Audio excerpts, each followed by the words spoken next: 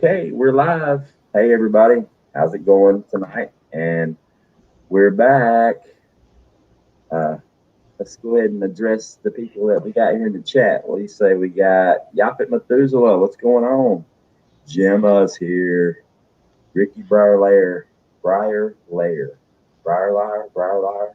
Sorry, Ricky. I'm trying. Gemma's here. Bella, what's going on? JH556, Tiger454, Beth Miller, hello and welcome. Welcome to the show, guys. Tonight, hey, Dusty's here. What's going on, Dusty Data? What's up, Dusty? Tonight is our return of our prep rally. We there for a while. Backwoods and I were like live every night for like 3 weeks on our channels and a couple other people's channels, and it got like seriously overwhelming. Hello, Susanna, Ronnie Braun. Hey, Susanna. We had to take us a little break here and focus on some things. And he got his own business going that he had to get started. And I was doing some things here around the house with my rabbits and getting my new shelving in the basement done up. And the wizard, hello. And I had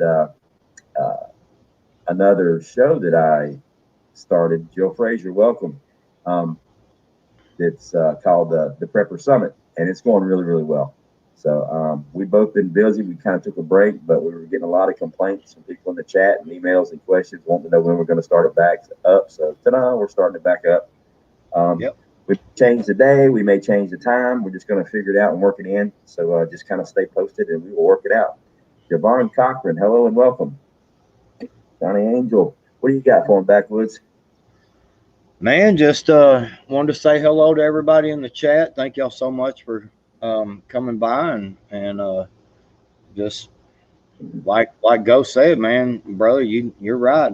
We just both been busy, man. And I went through the death of my father-in-law, and there's been a lot of stuff behind the scenes on that deal, and going on, and man, just trying to start this business and got it off the ground and doing pretty decent so far, and I'm well satisfied already, and just man, just busy, and I don't know, man, just it's hard to find the time, and it's like you really want to, I really enjoy doing this stuff, man. I do. I enjoy, seeing everybody, man, and the chat, and I don't know, man. It just, you just, everyday life, you kind of. I mean, I've been without work for a year. You know what I'm saying? And we've been living just fine, but the money won't last forever. At some point you got to start making money again. So anyway. See if we got any people here. Stars Prepper, what's going on? Nikki Salas. Hutch. Hutch is in here. Susanna. Yes. I think I got everybody. Johnny Angel. Paul Outdoors. Bug's here. What's going on, Bug Dude? Bug Dude. Yeah, so we decided to start back up the Stanley Laddie. What's going on? The prep rally, and we kind of combined them. It's going to be a flexible show. See, Backwoods and I, we have attention deficit order. It's not disorder. We do it on purpose. So we're going to just kind of move like we were doing the prep rally, and we were doing the what would we do, and I think we're just going to just kind of play with them both and kind of combine them and just call it prep rally scenarios. And we'll just do a scenario when you guys email us. And I hadn't got any new emails recently for the scenarios. So what we did tonight, and Backwoods will back me up on this because he asked me a while ago. He's like, dude, you forgot to email me a scenario. I was like, I didn't forget to email it to you. I didn't give it to you on purpose because I didn't want you to hear it. I want to catch you off guard just like I catch the chat off guard with the scenario. Milkmaid, hey there. Hey, Milkmaid, and Monty's here too. Monty, what's going on? So the way it works, or the way we're going to do it tonight is I've sort of custom made a little scenario that popped into my head a few days ago. And I tailored it up for it's got a lot of details to it, but it's got a lot of blanks, which means there's a lot of ways that you can answer it, and there's no right and there's no wrong. It's just it's a situational kind of thing to test how you would possibly react. Hello, Hey, Tamara. Folks. hey, Um, Tamara, how are you? and like I was saying, Backwoods, he has not heard or read one word of this scenario. I actually just finished writing it up about 20 minutes ago. So, Arkansas living, what's going on? So, what's going to happen is I'm going to read the scenario to Backwoods, and then give him some time to answer it. The cool part is, even though I wrote up the scenario, I can still answer it two or three different ways. I put a lot of thought into this one to kind of throw some curveballs. And the reason that we did that, hugs and kisses, what's going on, is so if you guys decide to send in scenarios to us at wwgdquestions at gmail, then you'll kind of get a picture of what we're talking about as far as details go. Because I did receive a few that were kind of sparse. That were like, hey, uh, SHTF just happened and you got a flat tire. You know, okay. I need something more to go on. You know what I mean? So the more the details, the better the response as far as the scenario goes. Is my point.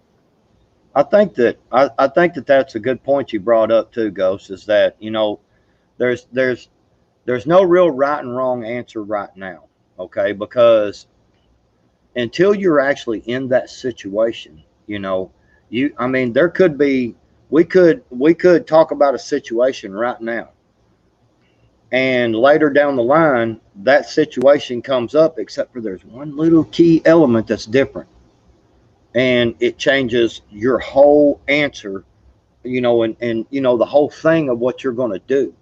Yeah. So that's everybody out there needs to understand that that's kind of one of the deals. And by the way, Arkansas living, you leave Hutch alone because I ain't got no shoes on either.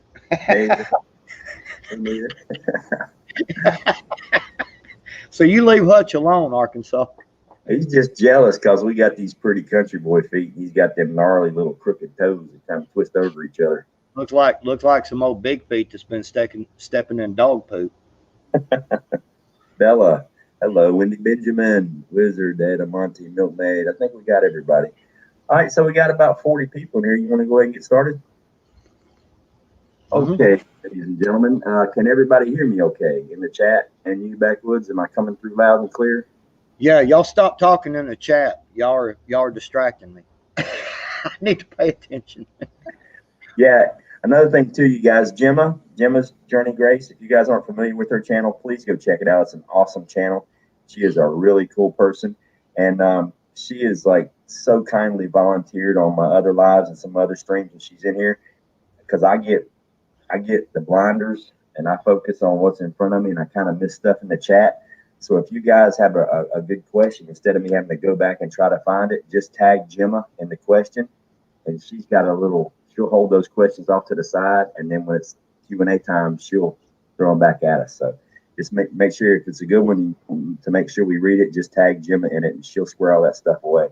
Thank you so much for doing that, Jim. I really do appreciate it. Okay, there's Hoot. He made it to the party. What's going on, Hoot Al? Who the All right, so we ready? Okay. Now this is a scenario, like I said before, that I had crafted, and Backwoods has not heard the first sentence or syllable from this scenario.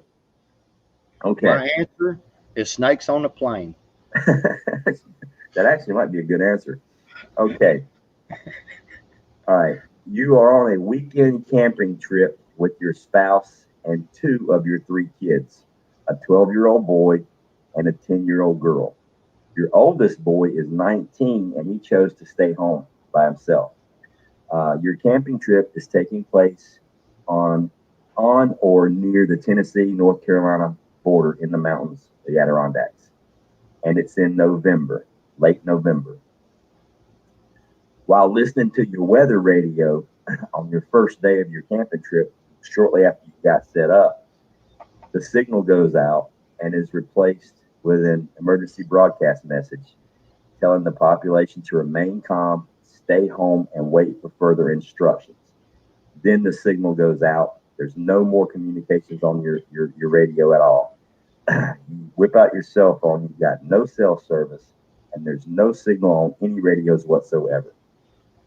You check your bow thing. You brought it with you because you're a prepper.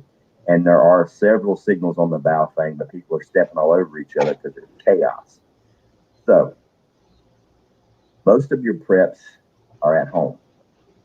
All right. So my question is, the broadcast system comes out, goes dead. There's no more communication. So you have no idea what's going on. Everything just basically stops. You're in the middle of the woods with your wife and two of your kids.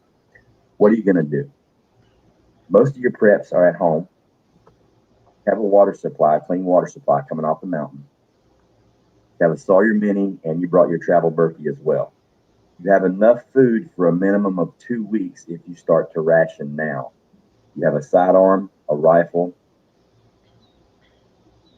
a couple of hunting knives, as well as shelter, i.e., a tent, and of course your Baofeng radio. So you're in a situation where you're on the side of the mountain in the woods. It's the beginning of winter. You got enough food, you can make it for 2 weeks. You've been on water, you got shelter, but your oldest son is at home alone, and that's where all your preps and your supplies are. You don't know what's going on. You got no signal. You're getting no intel, no communication from the real world. What do you do? Okay, my first question is, how far are you from your house? We'll say 30 miles. Okay, 30 miles. All right, I cool. picked 30 miles because you can make that walk in a day. Yeah, you could. I A mean, hard walk. yeah, it'd be a hard walk. Yeah, I've done it. It's hard.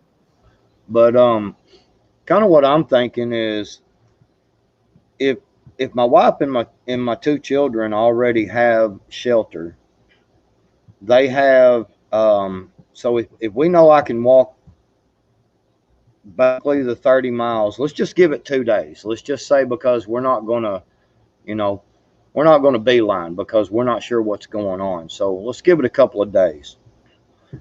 My personal opinion is, I'm gonna leave my wife and children at the campsite with some with the rifle. I'm taking the sidearm, and I'm gonna tell them, if I ain't back in 3 days, y'all start coming down off the mountain.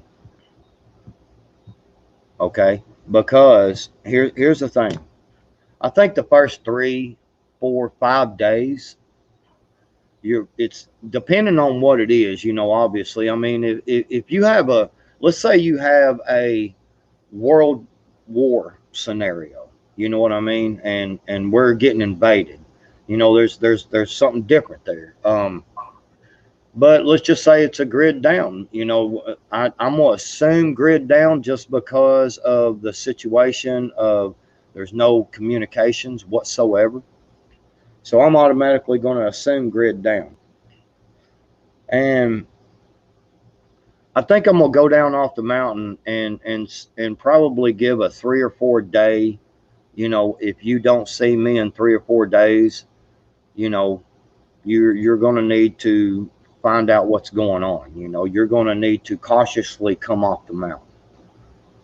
From the camping area, because leaving them out there, they've only got 2 weeks of food, even rationed out. And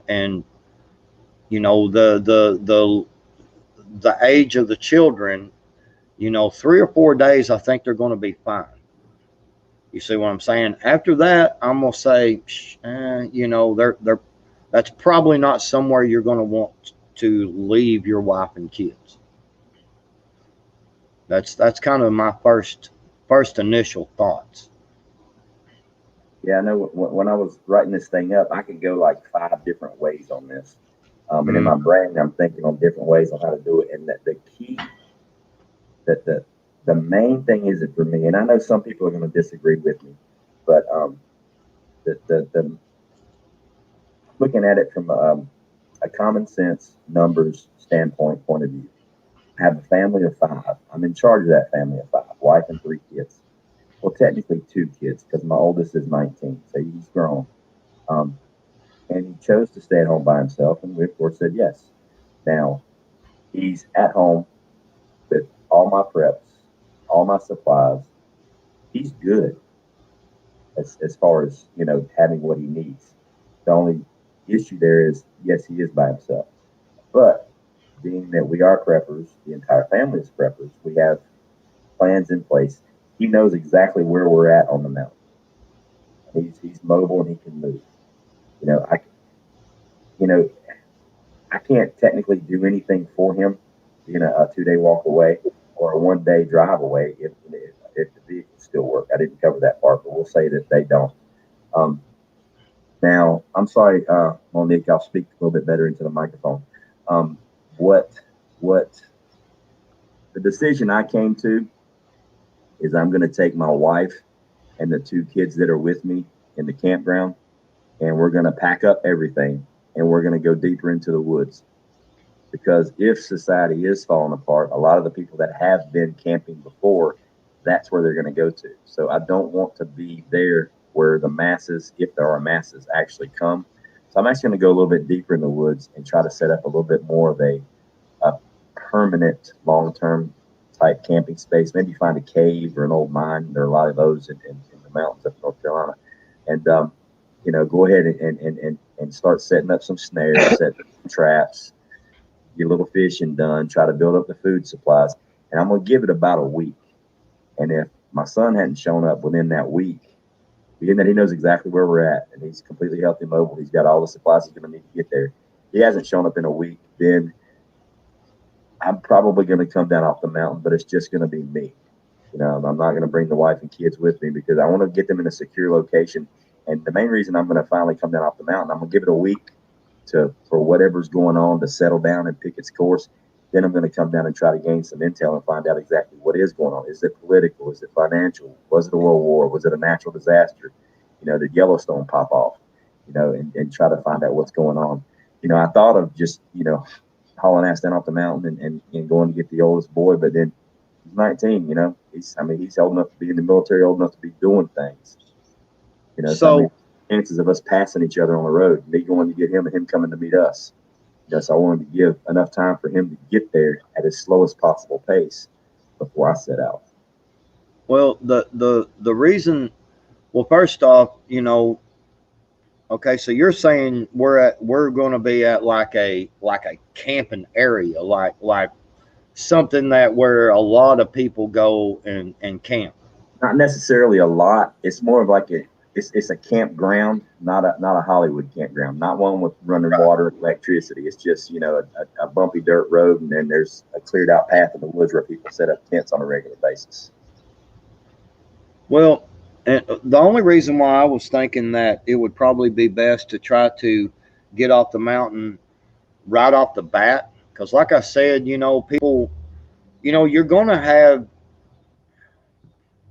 I think that going off the mountain right away by yourself, you can move quickly, you can sneak, you can hide easy, you can try to figure out, at least get to enough of society to figure out what's going on.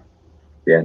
And that was kind of my original thought on that. And the reason I say that is because, if it's a grid down, I'm gonna say in about 4 days, maybe 5, people are really gonna start to freak out. It's gonna take 4 or 5 days because, grid down, power's out. It's gonna take a while for people to figure out that everybody's power's out. Right. Just like right here. Power goes out, I'll go downtown, power's out downtown. I'm like, oh, okay. I'm gonna go back home more than likely. Man, freaking power's out, it's out downtown. It'll probably be on, Not necessarily me, because my cell phone service is out, power's out, things like that, no internet. Yeah, I'm going to get real suspicious. But there's a lot of people out there that, I've even seen, I've seen this in real life when gunshots go off. There's a lot of people that go, was that a gunshot? And it's like, yeah, it's a gunshot, you idiot. Get on the ground, get down behind cover. You're grabbing at them. This has happened to me before. So people's instincts, are different. So I'm giving that first 4 days of I'm gonna sneak down off the mountain and see if I can get to my oldest son and see if we can't get some preps. Get our preps and get them out of there, depending on the situation. If it's looking like it's something we're going to be able to handle at the house, then I'm going back, getting my family and bringing them back down.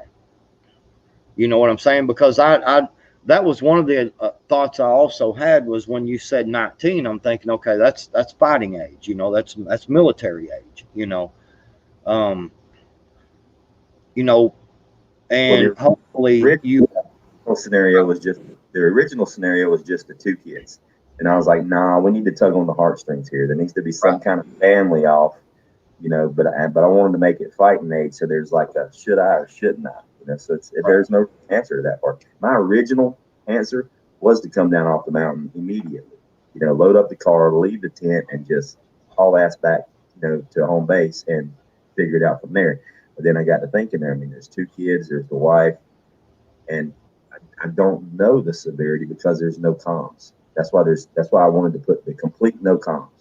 The bow Well, thing's not nothing but confusing you. So I'm thinking, well, maybe it's not that bad, but maybe it's horrible.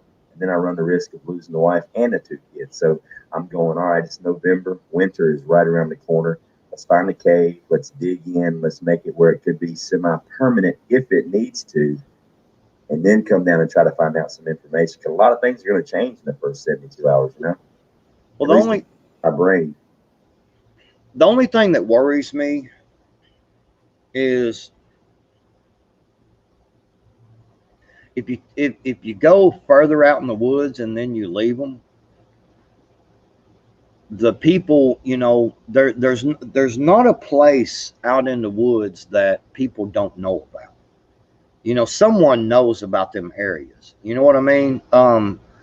My kind of initial thoughts are, at the campground at least, if somebody shows up, more than likely it's going to be somebody bugging out. Right. And it's probably going to be 2-3 days. And another question that I have is how long have we already been camping? Because when we left, everything was cool, Yeah. or we Yeah. would not have ever went camping. So if you're 7 days into it, without any real comms or anything, you know, I mean, because I think here's that I the here, covered that. Yeah. Yeah. We just got set up. We just got camp set up, and everything goes dark. It's day one. We had just been there maybe an hour. okay. Well, see, to me, then that probably is a grid down or an attack on the U.S. You know what I'm saying? Some type of attack, which either one, I think you're going to have a little bit of time, and depending on how cold it is and what time of the year it is, I'm probably going to make sure that my wife and my two kids know that, look, you're not going to be able to build a fire for these first 3 or 4 days until I get back and we figure out what's going on, because fire puts up smoke, you know. So there's a lot of stuff there to think about. There really is, because man, it'd be hard as hell for me to leave my wife and my kids, there. Yeah, man. But at the same time, I know I got this other kid, and I know all my stuff that's going to help my wife and my other two kids survive, is all there. You know what I'm saying? Yeah. My brain went back to the simple fact that that 19-year-old son of mine, he is in a better situation than I am right now with my wife and kids. So Right. I have to shift my worry to the wife and kids. See, he's better off than we are right now. He's got all the supplies, all the weapons, all the seeds. He's got everything, and we probably have a mag. We're preppers. I mean, there's probably some neighbors around that prep as well. He may not be alone. I don't know that, but I know from jump, like from the time the balloon clears the horizon, he's in a better situation than we are. True. True. Um, Unless there's a complete lockdown and they seal off the streets and they put up the chain link fence with the barbed wire at the top, then no, he's not in a great position. well, see, that's what I'm saying. That's why I'm saying, for me, I'm going to want to know what's going on. Right. I'm the only way I'm going to know that is I'm going to have to come down off that mountain, or, come down to a more societal area and at least ask around to a couple of people, be like, hey man, what's going on? What's going on? You know, Okay. kind And of just I'm play, kind of a play dumb thing, and they're like, hey man, this happened, some new variant, what I'm saying, thing happened, yada yada. Man, they are locking stuff down hard, back up that mountain I'm going, because you're more than likely not going to get to your oldest son. right. Stephanie Joe, the question you asked about the EBS, you weren't here at the very beginning when the show started. I covered that in the scenario. There was an emergency broadcast to tell everybody to stay in place and wait for further instructions. Then everything went dark. Yeah, I agree with you, Backwoods, on all that. And I was thinking as well, the from a within a couple day or two, you're going to see a change in what's in the air flying over you. Is it commercial flights or is it all military flights? Are they the normal planes you're used to seeing? What altitude are they at? Are you hearing any planes break the sound barrier? That's a definite issue. If you're hearing sonic booms and how high they're flying, you're going to see is the cloud, is it really hazy outside and it's not fog? Is that smoke from things burning? In the distance at night. Is there a glow on the horizon from fires that are burning? Because we don't have any radio, we don't have any contact. Hopefully, the bow things would fire back up, and some of the chaos. There's going to be information eventually getting out within 72 hours or so about what's going on. But Right. being preppers, my son would have had standing orders. If the balloon goes up, True. he grabs his bug out bag, as much stuff as he can. He jumps it in the vehicle and he comes to where we're at. That's why I said I'd give the 72 hours, even 4 days, even if it's super, super slow and he's got to walk. Give him the 4 days to get to us. To me, that's the smartest move because he's mobile. I'm not with a wife and 2 kids. You know what I mean? If the vehicles are down. Yeah, I mean that's the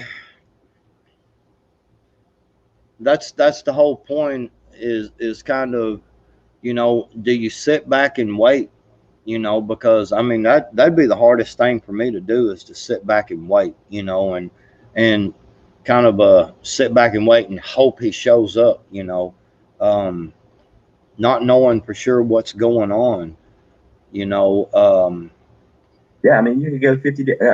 Your first instinct is going to be to load the car and everybody haul ass back to the house. The problem is they may be setting up the barbed wire fences right after you blow through the barricade. Now you're all stuck. Granted, you've got supplies, but they're going to come take them, yep. you know. And then we're talking, an incident. I guess we'll just call that an incident. Now, would it be logistically, militarily, logistically, in my brain, the smartest move is for the 19-year-old to haul ass as fast as possible and link up with us because they're not going to put a fence around the mountain. You know what I mean? That's going to be one of the last few places they come. If you're out in the middle of nowhere, nowhere means nowhere to them, just like it does us. You know what I mean? So in my brain, and I fought with it for hours. My brain, the best solution is to give him 4 days to get there, not go look for him on day one, like I said, because it would break my heart for us to just pass. You know what I mean? Then I'm looking for him. He's looking for us. We're both lost. The wife and the kids are still stuck in the woods. Well, that's the whole thing is just, um you can't guarantee, Wizard, that your kids are 100% safe when you're gone, but you also can't guarantee that they're 100% safe you staying there. I mean, it's grid, SHTF and no one is safe. It's you can only provide as much safety as you can provide because believe it or not, you got to sleep. You stay up for so long, and before you start hallucinating, your body starts breaking down, and you'll go to sleep, and you won't wake up for a while. Yeah. So you're gonna want your 19-year-old boy there, as quick as possible, because now you've got two people that can truly pull guard. Not saying your wife can't, but I mean you've got that extra fighting force, for Right. protection. And that was my only thought, was that first 3 or 4 days. I think everybody has pretty much, we've all determined that from all these past streams and stuff, that probably 72 hours, before things really get stupid, you Yeah. know. You're going to have some time. And that's why I say I'm thinking, you're going to have to, you're going to have a few days to try to figure out, what's going on, and keep your family, your wife and kids. To me, they would be more safe up there in the woods in a familiar area, because we've probably been camping there before, than to bring them down into a situation where there may be there may be UN troops on the ground. There may be a foreign troop on the ground, and they're shooting everybody they see. I mean, you know what I'm saying? There may be an all out battle, and of course you're going to hear that. If I'm hearing, you know, gunfire, lots and lots and lots of gunfire, way, way, way out in the distance, and I'm hearing, I'm seeing jets like you're talking about, and I'm seeing, boom, and even if I don't hear it when I'm on the mountain, but as I get closer and I'm hearing all this, I'm turning around and going back. Right. Like, And hey, that, we got to get further up in the woods. We got to get away yeah, from the camp area. We got to yeah. go. You're definitely gonna, that was my exact thing too. You're definitely gonna start getting some stuff coming through your baofeng that's gonna start to make sense. When it first happens, nobody's gonna know what's going on, but everybody's gonna come up with an answer why it's going on. And most of it's gonna be wrong. So within, 72 hours, you're gonna start getting some actual intel off your baofeng radio. So then you're gonna be able to make a conscious, educated decision. Your radio report might say that your neighborhood or the city or the area that you live in has been completely devastated, or is completely under control, or it's under martial law, it's under quarantine, or whatever it is. So now your choices are made for you. But like, not knowing, I made my decision to go deeper into the woods, find a secluded place that's defensible, i.e., hopefully a cave or an abandoned mine shaft, something like that, and fortify it for the 3 to 4 days travel time that my son would have to get to where we are. So after the 4 days, if I had to leave, it's not just the wife and the two kids sitting in a tent waiting on winter to set in. Now they're in a cave or a mine, so they're sheltered from the elements quite a bit. And in a lot of those mine shafts, depending on how the airflow is flowing, you could crank up a fire, way way down at the other end if it's got good ventilation where you're not worried about smoke, and it's putting out a stream through the trees, completely away from you. But also being underground or in ground, there's going to be a lot more of a temperature stability. Navy vet, great minds think alike. Because as soon as I read what Bug Dude said, I was just going to say that the problem is you don't know what comes. I mean, we don't. Crap, we ain't even in SHTF, and you can't believe half of what you hear now. Yeah. I mean, you can't believe most of what you hear now. People already. I mean, they lie. People get overexcited. I mean, you'll have somebody pass out. Nearly pass out because they got a flat tire, because they don't know what to do. They freak out, and it's like, you got a spare in the trunk, change your tire. I mean, so that radio chatter, to me, unless it's somebody that I recognize their voice, that I know, somebody that I might, you know, I don't know that I can believe any of the intel. It could be the Yeah. enemy Well, no, make, that's not intel. making That's not confusion. intel. That's not intel. That's information. That's information, because you can't verify it. It's just information. It's noise. It's just static. Yeah. Until I see it with my own two eyes, to me, it's not intelligence. It's not, or unless somebody runs up through the woods, through the path, and they're all bandaged up with a shot up arm, and they're all beat to hell, and they're wearing a military uniform, and they're talking, and I know that they are military, and they tell me this and this happened. I'll call that intel. But chatter over the radio, See, unless I know who's talking, yeah, it's just information. here's the other thing that bothers me, is that going deeper off into the woods and knowing I've only got 2 weeks worth of food, and I'm spending that first initial days doing that, man, I mean, I'm just saying that one of the things that bothers me is that I know I hunt every year. And I mean, we got feeders out there, that attract a deer in to our property, and still we'll go 4, 5, 6 days without killing a deer. You just don't see nothing, Right. and I know you can see a squirrel, but now you also have to got you.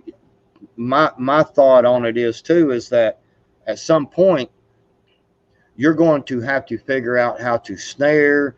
I mean, you should know a lot of this stuff, but I'm saying if you have to rely on your weapon to provide food, now you're making gunshots. Right. It, Yeah. and Yeah. Now, you see my what I'm saying? So yeah, yeah, that's some of the things that my initial thought is, man, stuff happens, bam, something's not right.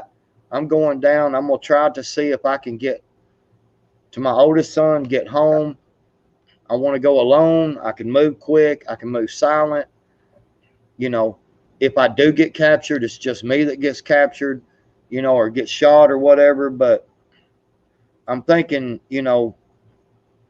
because in first initial days, if I can make it to the house, me and the son, we're gonna be loading crap like crazy, and we're out. We're yeah. gonna take And everything we can possibly carry, and we're hauling ass. And we could have that done in 3 days and be yeah. gone. But see, here's the thing I thought about too. If you're 30 miles away and say the vehicles are working, but you don't know what's going on, but you left standing orders, your son, your wife, your kids, we're all preppers. Number one, if I'm a hunter and I'm a trapper and I'm fishing, so is the wife. She's going to know how to do this stuff because we've been camping before. She knows the area, so do the two smaller kids. And they're not infants. I mean, they're mobile, they can do things. Um, so initially, if we're going further up into the woods, the first thing we're doing is setting snares. We're fishing. We're trying to supplement the food supply so it lasts longer. Number one. Number two, my, the moment the balloon goes up, my 19-year-old's already loading up the truck. So by the time that he could load up the entire house into a U-Haul and probably be on the road headed towards me before I could get there. You know what I mean? So I mean, so it's.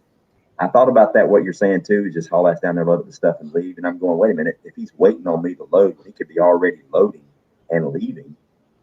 It could be six of one, half a dozen of the other, and that's why I did the scenario this way because there is no right answer, and there it could go down a million different ways. It's a scenario to make people really think in their mind, of all these different things that could happen. Well, I'm a really firm believer in, people in general are clueless. I mean, you see it every day. I mean, it's very apparent, and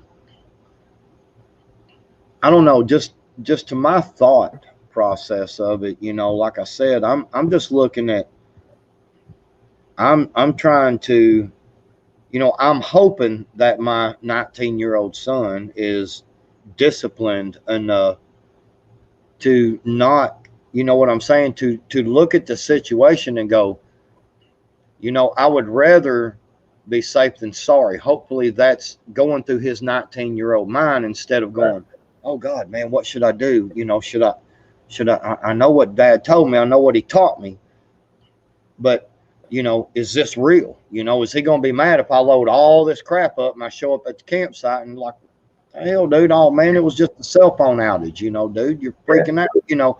This is the kind of things that kids are going to think. And here's the thing, man. If my kid did that when I was camping and it was just a cell phone outage, I'd be proud. Well, yeah, I'm, I yep. wouldn't be mad, but he's not going to understand. Right. You know what I'm saying? He's going to think, and I'm wondering, how long is he going to how long is he going to not act? You know what Right. I'm saying?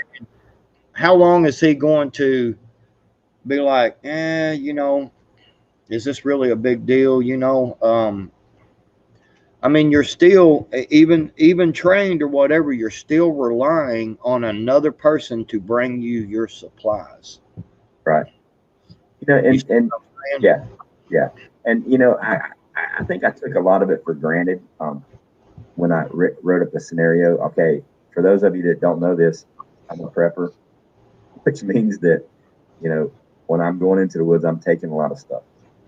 If I'm separating myself from my family from any extended period of time or more than a few miles, there's a plan in place. Hey, if something happens, you come here immediately. Take 15 minutes. That's all you got. You got 15 minutes to throw as much stuff in the back of the truck as you possibly can and get from A to B. That so because here's the thing, a lot of people too. This kind of went through my head. I could run down off the mountain with my sidearm and my long gun and my slingshot, whatever, and run up in there trying to get my boy. But here's the thing: he's 19 years old. He's probably in better shape than I am. All right, I'm a minimum of 40 plus years old if he's 19. So I'm running down off the mountain and I'm going to rescue him from an armed, possibly an armed, guarded, fenced containment area. Yeah, Well, it's not that's going to help. Yeah, if he well, can't that's get out what of the zone, right. I sure can help him. You know? Well, that's what I'm getting at. If I'm going to go into the edge of society, to where back out of the, just kind of edge out into, and kind of be like, hey, man, what's going on? And I was over here fishing and, you know, my cell phone went out and I got this emergency broadcast. Have you heard anything? And just try to kind of get Yeah. a general, and you're You know probably what? going, you're probably going to get 10 different answers, of course, but, You know if what I'm popped in seeing, my head? huh? Go ahead. I was going to say, you know what popped in my head when I wrote that, when I was thinking that part? It was a scene in the movie Red Dawn. You know, when they've been in the mountains for 2 months and they're like, we need to know what's going on. And they went down for toothbrushes and then they find out what's actually going on versus what they thought was going on. It'd be Right. that scene right there was probably that was a really well thought out logical scene because that's what would actually transpire without knowing what's going on. Well, see, and one of the things about the 19-year-old, and depending, hoping that he's loading up and bringing our stuff, to the campground, is this movie right here came to my mind, American Blackout. There is about a 19, 18, 19-year-old boy in here who ends up going and giving food to people who come to the fence of their bug out location. And once he gives them food, guess what happens? Bunch of armed men show up. So, Ah, and so this, it to me, it's one of them deals of,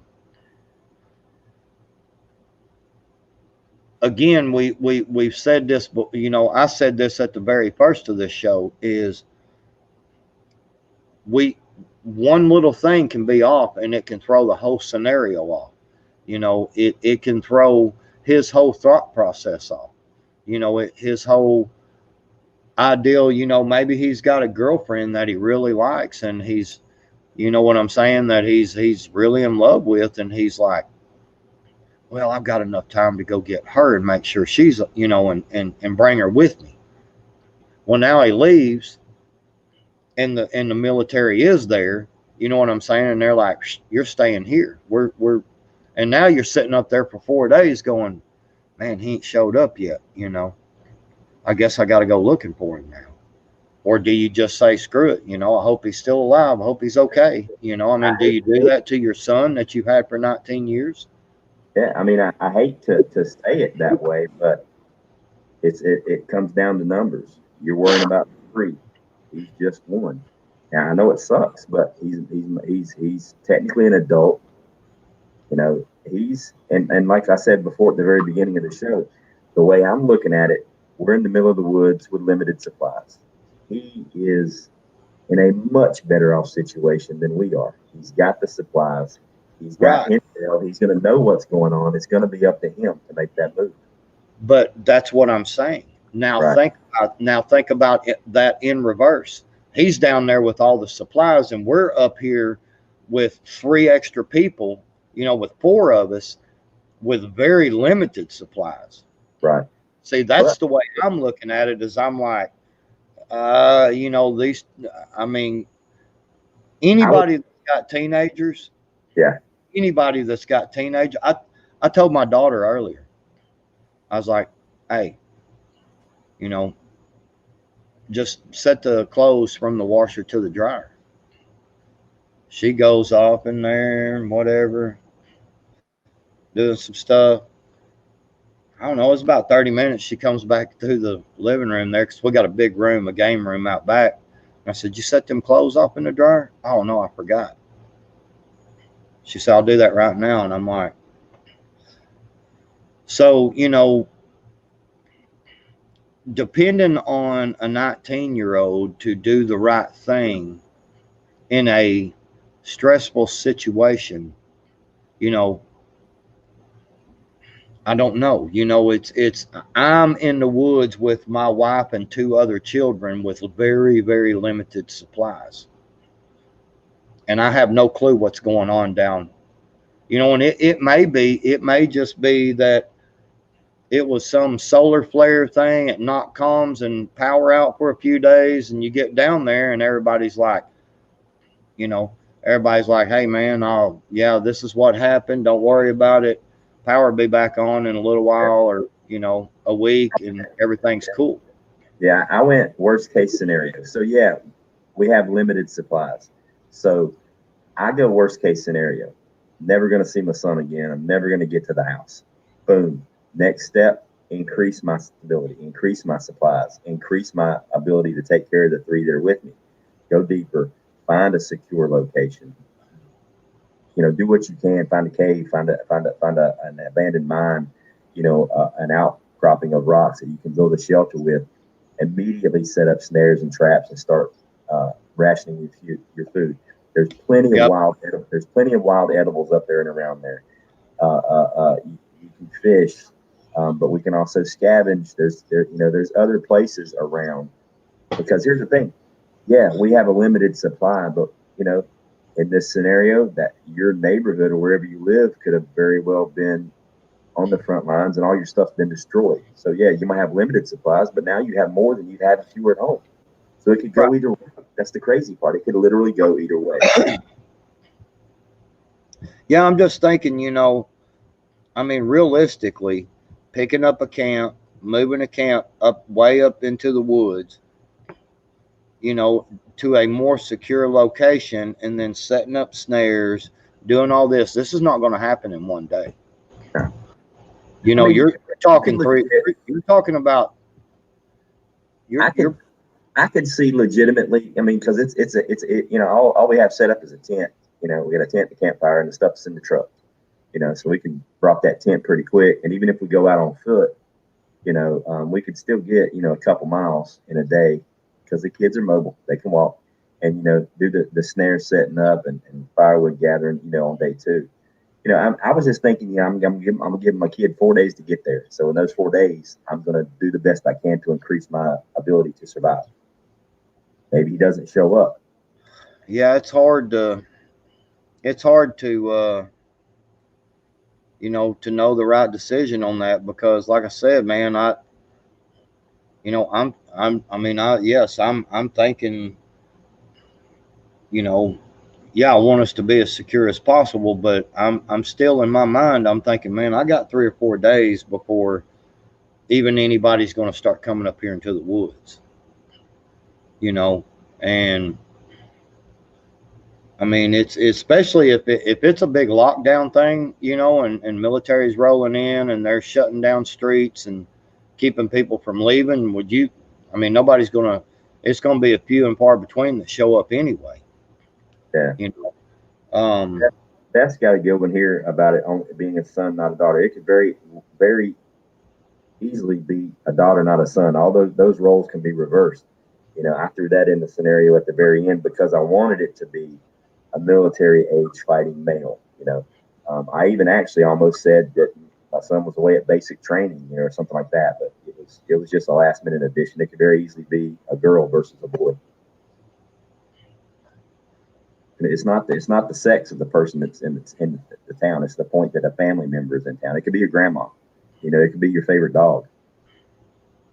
Yeah, I mean, in all reality, I have two daughters and a son, and I'm gonna tell you right now, both my daughters can run circles around my son in the woods, hunting, fishing, any of that, because my son just ain't interested in it. You know, Right. so it has nothing to do with gender. Okay. Yeah, the thing about the scenarios and the way we do them, guys, chat, it's not, I like to do things on YouTube and do videos and show people how I do things and try to share knowledge, but I'm never going to tell somebody this is how you're supposed to do it. I'll tell you this is how I do it. And the way these scenarios are set up, I'm not going to tell you, and neither is Backwoods. I'm not going to tell you this is the proper way you react in this scenario because there is no proper way to react in this scenario. You don't know what you're going to do. You don't know what your options are going to be. The whole point of this show is to experiment and expand your mind to all these. Because people can always say, well, if this happens, I'm going to do this. Well, no, you're not. It's going to depend on the time of day.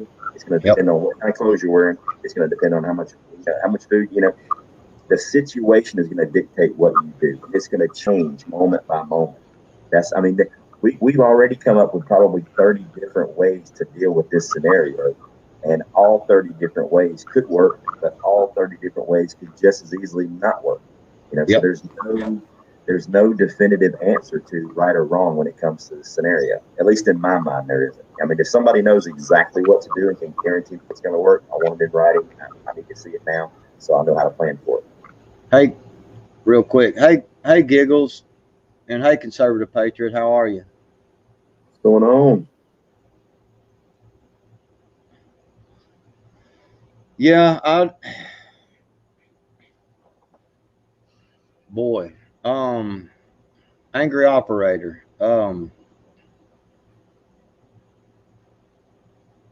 Yeah, that's right. You see, did you catch that? The best life. He caught it. Um. Anyway, man, I don't know about I don't. Boy, that's a whole complete different show right there on draft and everything because I would probably piss a lot of people off if I said what I really wanted to say right now about that whole situation. But anyway, yes. I don't understand what you're talking about, Beth. I never said he was in the military or that he was military trained. I don't understand. No, Beth. What I said was, "What's up, Mad Chad?" What I said was that he said a 19-year-old boy, young man, and I said a 19-year-old is of fighting age. Military age. Be a military guy. That's all. That was all I said. Was nobody said he was a military guy. I just said he He's a is male. of age. He's a male and he's old enough to join the military. That's all he said. That's it. Nobody And is saying he. he was in the military or anything. Yeah, we're just talking about him being 19 of fighting age. You're at around that 18, 19, 20-year old, depending on how you act and everything depends on if you're It's just what could be considered a man or not. it's a moral designation of the age requirement to be responsible enough to defend yourself and others, whether it be in the military or in civilian life. It has nothing to do with you have to be in the military to understand what's going on in the scenario. Yeah, so I don't know where there was a misunderstanding in it, and it's The word I don't think nobody the word military was anywhere in the scenario. But because if you I'm gonna tell you right now, honestly, between my son and my daughter, I would hope that my daughter would be the one that was in control because she has the most experience with weapons, with hunting, with hiding, um, with fighting. She has way more experience, and she's only a year and a half older than him. So Um, you know, not saying my boy's a pushover because he's not by any means. I'm just saying he's just not as interested in it. You know what I mean? At this time. So Hey, what's going on, Moonchild? Charming. We're in here. Several. Yes, I mean, the I think it was a good scenario because it tugs on the heartstrings, but it also you have to think logically and realistically about your ability to change any of that at any given time. Because I mean, you could very well run off to get your son. It makes perfect sense. Get him and come back as a triumphant, conqueror, and you get back and your wife and your other two children are gone and you don't know why. So what did you accomplish? well, Because you you know, met your son on the road driving there, to you like he was supposed to. So well just for the day. the thing that I wanted to make sure that, and there was a question. There it is On on the screen. there, okay. Well, real quick, the one thing I wanted to make sure is for my opinion on it was I've got a 19-year-old child, boy or girl, at home. Um, but we are my big thing that is pulling at me is we are in the woods with very limited supplies, and we really have no clue what's going on. I have a question for Backwoods. You can only take one of three things. Would you take your rifle, 2 weeks worth of food, or your uh, That's a good one. Prepper 101? I'd probably just come get your mother-in-law, take her off your hands. He's already in the woods. I can talk about his mother-in-law because I got a mother-in-law too that we we probably, he probably loves his mother-in-law, but at the same time he's probably like, yeah, it's a mother-in-law. Yeah. I mean, the way this scenario is set up, it's kind of like playing poker. Say you're playing 7 card hold'em. You know what kind of hand you want. I mean, you start out with 2 kings in the hole and you get a king up and you're wanting to get that fourth king. That's what you want. But there's so many other things that can happen. You got to play the cards that you're dealt. You might be able to get your son might show up and the family might be reunited. And y'all hang out in the woods for a couple of months and hunt and fish, but everything calms down. But it might not.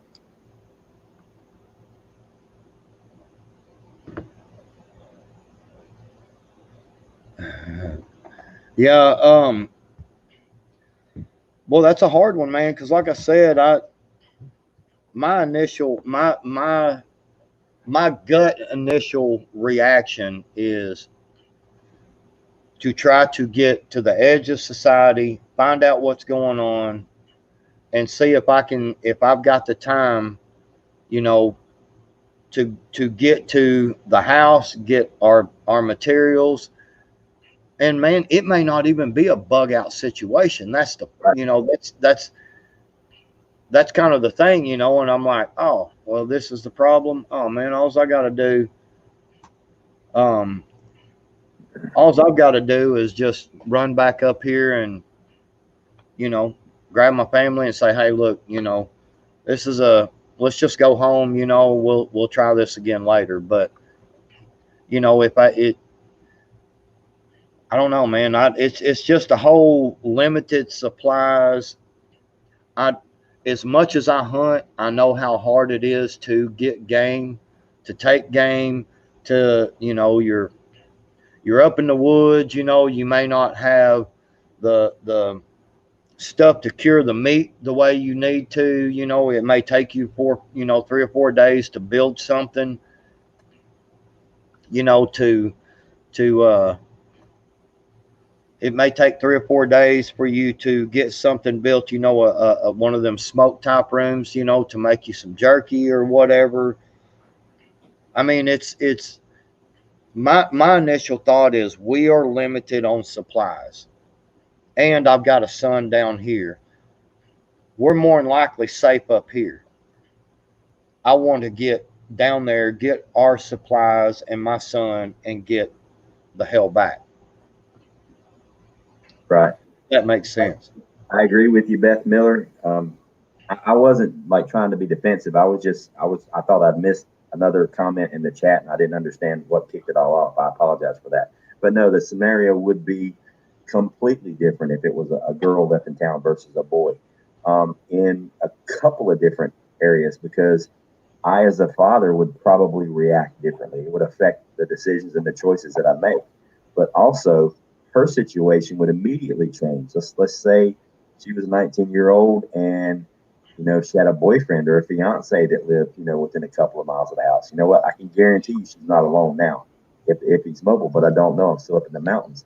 So she could be affected with the moral dilemma of leaving her boyfriend, just like the son, probably worse than the son would be about leaving his girlfriend to hop in the truck and drive up. So yeah, it could go at least both ways. But I know from a worst case scenario, all right, let's say hypothetically it's nothing. It's just a temporary grid down. They'll have it fixed in 8 to 10 hours. I don't know that. I'm up in the woods. So I've got to plan for the worst case scenario. We got limited supplies. Let's secure the location. Let's work on getting some more supplies, honey. Let's set up some snares.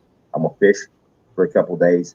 We don't get anything off the Baofeng radio. We don't get any intel. Then I'm gonna start working my way down the mountain and see what I can find out. But hopefully we've increased your supplies by a day or two by the amount of fish. You've got clean water. That's the important part. Because even when you run out of food, we all know you can go another couple of weeks without eating anything.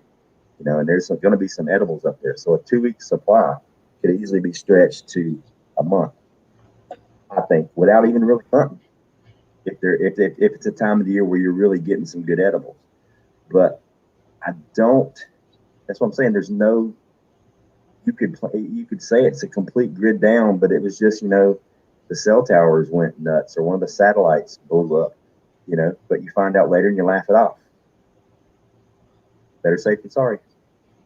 Did you see what 101 asked you? I didn't know. I didn't see it. I'm looking for it. Oh, there it is. Real question. There you go. You have 8 months of food and water preps. You're forced to leave but can't take the preps. What would you do with them? Leave them for the others? Have them destroyed? Forced forced to leave how?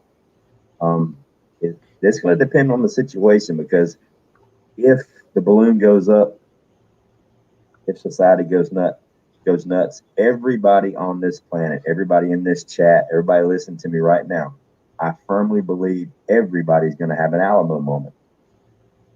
Everybody, you're going to have to plant your heels and say, all right, enough's enough. Here's where I'm stopped. Is that going to be in a house that's fortified with supplies, or is it going to be in a tent, in the middle of the woods? So everybody's going to have an Alamo moment. If I've got that much supplies and somebody's saying that I have to leave, are there marauders that are in the area forcing me? Is it a military type thing? I don't know. But if it was a situation where I couldn't take them with me and they would be in enemy hands, there will be nothing left when I leave, house included. I'll take it all down. Oh Lord. So anyway, um, well, it's if you're forced to leave, my thought on that first off is you're being forced to leave. I don't think you're going to have time to go bury it, and if I'm being forced to leave and I can't take my stuff with me, they're not getting it either. I'm gonna burn it down or destroy it. If I have no other option, if my only option is to leave, I'm not leaving anything usable behind. Not if at all possible. I mean, that's just my thoughts. I'm going to get rid of at most of it as much as possible. But and I mean, it just depends. If I'm forced to leave, say for a family member in another state, and I just logistically can't carry that much, and I know I'm not going to be able to come back for some time, then I'm going to reach out to people in the neighborhood that I know need it, and disseminate those supplies out to other people in need. If I know I can't use it, I'm going to give it to somebody that can use it, not the bad guys. You know what I mean?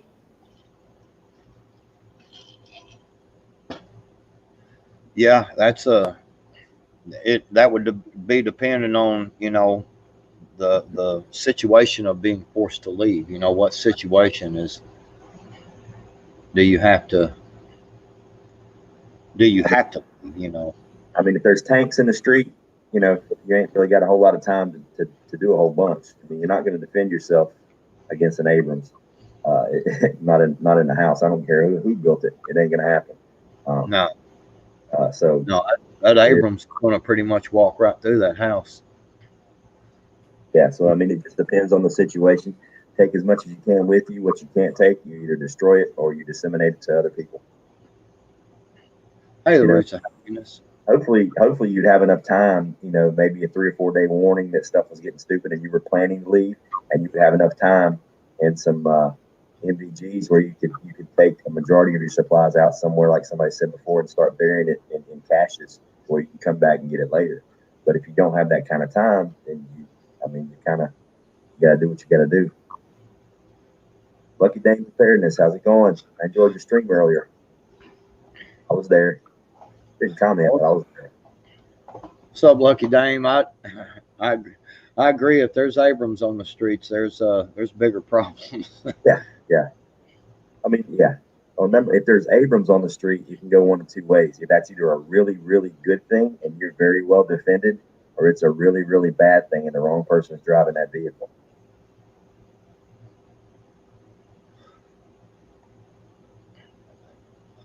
Yeah, you know we always try to say at the first of these shows, that these are scenarios. There's no reason for anybody to get upset about an answer. There's no reason for anybody to argue over an answer, because there it we as preppers, and the things we have always been trying to teach with this is, you've got to have plans for the plans for the plans for the plans for the plans for the plans that you have made. And then you've also you just you've got to learn how to adapt and overcome. You've got to learn how to, you know you may just have to go with the flow of what's happening. Your every bit of your plans that you set and drawed up, may be out the window. Yeah, And you have to go a whole different, completely route than you ever thought you were going to have to. So, yeah. that's Like what you're saying. Take this scenario for example. If you war gamed at one time and your only answer was to run down off that mountain right. with your wife and kids in the car, into an unknown situation, and that was your only plan, that's a bad plan. Yep. We need to war game it in different areas. That's why we said there's no right answer, there's no wrong answer. Now I can tell you one absolutely completely wrong answer right now, and I'll stand behind it till the day I die. And that is this: Miracle Whip is not mayonnaise. It's Duke. If it's not Duke's, it ain't mayonnaise. Miracle Whip is not mayonnaise. You can write that down. That's a fact. That's I'm the only. glad you said that, because I do like a good ham sandwich with cheese and some lettuce and tomato and onion, and sometimes I'll eat mustard on it, but sometimes I want some mayonnaise, and I don't want no damn Miracle Whip. I want mayonnaise. Miracle Whip is not Miracle mayonnaise. Whip I don't is even not know what it is. mayonnaise. It shouldn't even be on the same aisle in the grocery store. That should be like on the weird Salad dressing aisle, maybe, or something, or gender confused aisle or something. Those aisles are coming, believe me. It's not salad dressing, it's salad pants. Why's it got to be a dress? It's pants. Okay, there you go. Everybody's on board with the Dukes.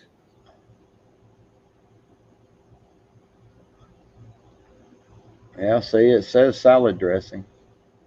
But why do people put it on sandwiches? That's just false advertisement. For somebody that called themselves Patriot Sandwich Maker, to say what you just said, I just Jesus. let me mark that down in my book. Hey, Hello Helen, there. how How you doing, Helen? Britches. Yeah. You know, I'm kidding, Lucky Dang, because they Miracle like. Whip is for real salad dressing. It comes in a bottle like that. Comes in a big old jelly jar, not in a salad dressing jar. Let I me guess let me let figured me it go out. light up. Let me go light up my yard real quick, because if I don't light up my yard, you know, all the predators come around for my chickens. Uh, Let me go light up my yard real quick. JH, y'all don't have Dukes in Texas? That's crazy. I'd move.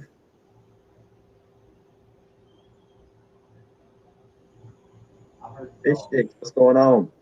I will say if I absolutely can't have Dukes, I can settle for Hellman's. Hellman's is not bad. It's still not Dukes, but it's not bad.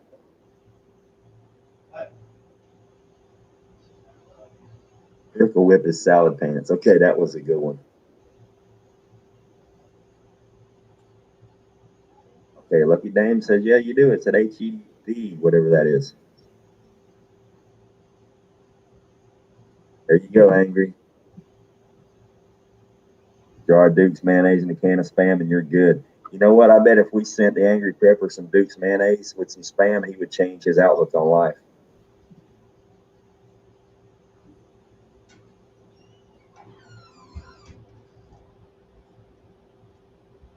All right, sorry about that. Oh, It that's all was right.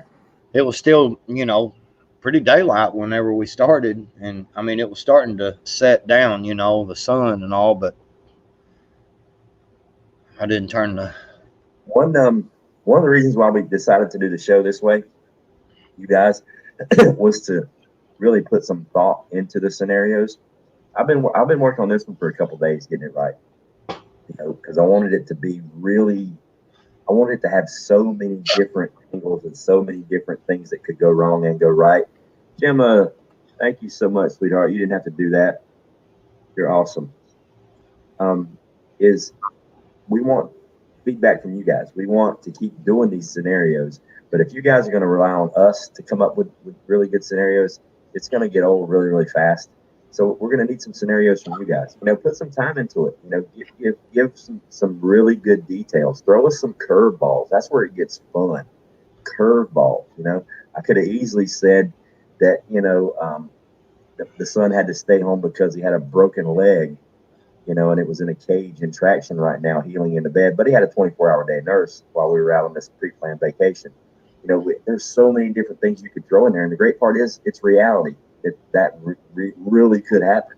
You know, so get creative with it, and You gotta, and send those you got, emails. yeah, and you gotta kind of understand too. We're talking about a 19-year-old.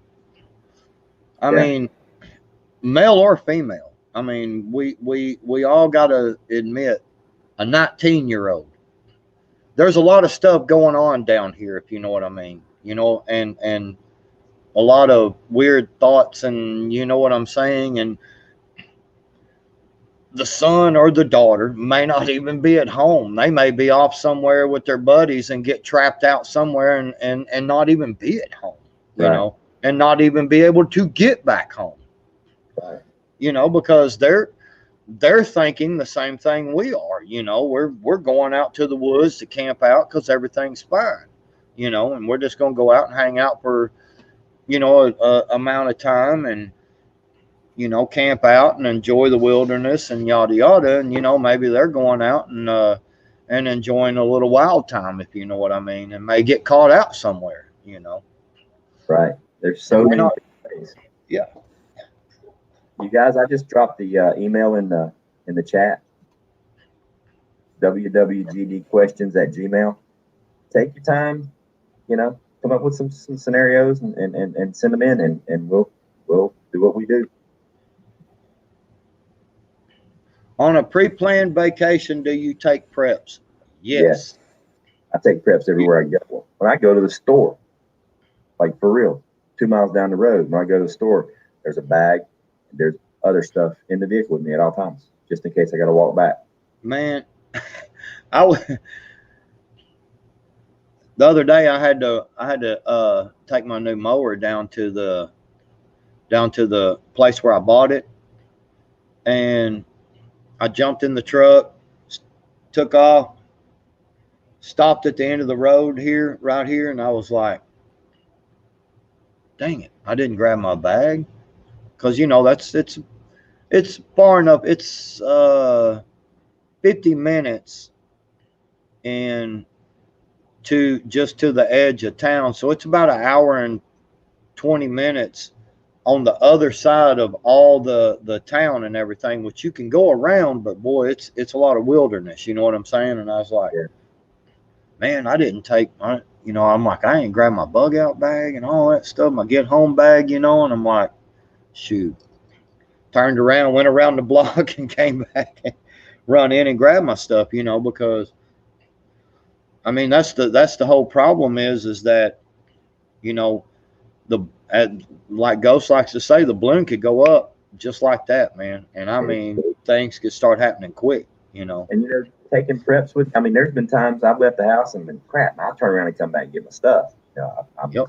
I feel naked without it. It's like if I don't have a pocket knife, I am man. That's like not. That's I don't know. I can't function without a pocket knife. At least one on me. I carry I carry I carry no a minimum of two. I usually carry three. One on my belt, you know, a belt knife, a pocket, you know, the clip, you know, and then just a regular old lock blade, little case, foldable pocket knife, you know. Right. So I pretty much about 99% of the time. I mean, like right at this moment, I don't have my knife in my pocket, you know, just because I've got knives here and stuff. But yeah, if even if I just go down here to the convenience store because I'm want a fountain Dr. Pepper, you know what I'm saying? I mean my gun, my, you know, my knives. Beth Miller, that's a really good scenario. And instead of me just shooting from the hip, which I can, why why don't you put that in an email format and throw some details and make it an actual scenario, and we'll do that on the next show. That'd be a good one to jump into because that tugs on the heartstrings because I do have grown children with grandchildren, and that's an issue because they're in several different parts of the country. A couple of them are over 1,000 miles from me with grandchildren or with my grandchildren. So yeah, that is a very viable scenario that's going to tug on a lot of heartstrings. I'd love to react to that one. But yeah, put it in an email and send it in, and we'll make that our next show next week.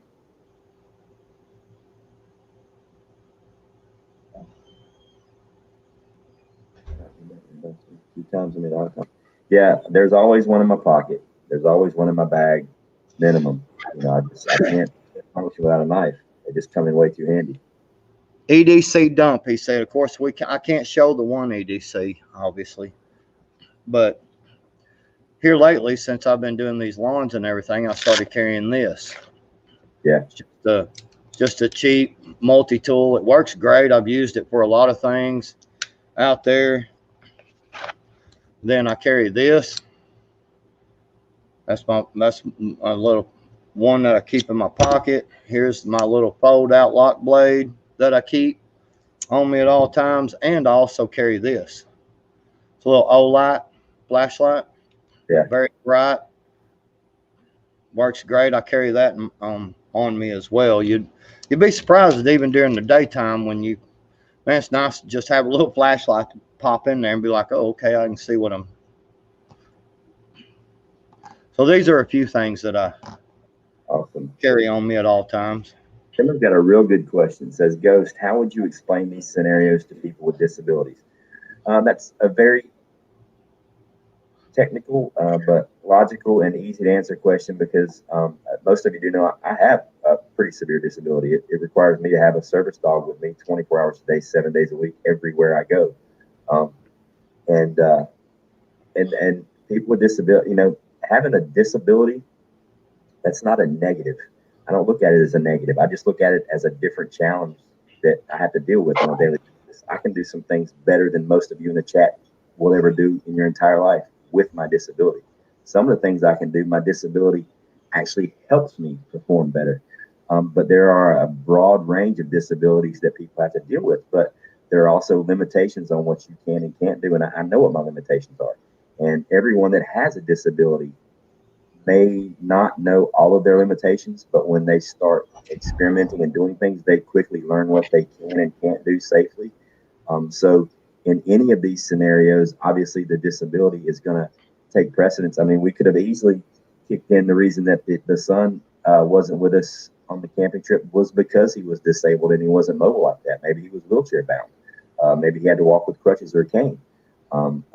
So yeah, it would reflect greatly, and it would be a definite um, a definite scenario changer, in anybody's point of view, especially if you're the one with the disability, or if it's a close, a family member that you had to prep for and do things for. Obviously, some disabilities are still mobile. Some disabilities are not mobile at all. So that's going to affect the choices that you make and the challenges, the unique challenges that you're going to have to deal with. But that's a really, really good question, Jim. Um, Lucky Dame Preparedness asked, does anyone have a K bar? I actually am ordering. Have you seen the K-Bar Samurai knife? Yeah. I'm gonna get one just because. Well, here's the thing. Wants to know, are they practical and Very, everything? I very just want practical. I just want to tell you, I don't know if you can see all the scratches and how, look, you can see I've used the crap. This is my most used knife I own right here. You can see I batoned it. I when I was out there, I couldn't find that little joint bone on that deer, man, and I just took and turned it over like this on the flat side and went bat bat bat about 3 times and broke the bone. This knife has never chipped, and I mean I have used the dog piss out of this thing. I mean, you can see. I mean, the sheath. One of the best knives you can own. That thing has gotten a lot of use. Does anybody know what this is?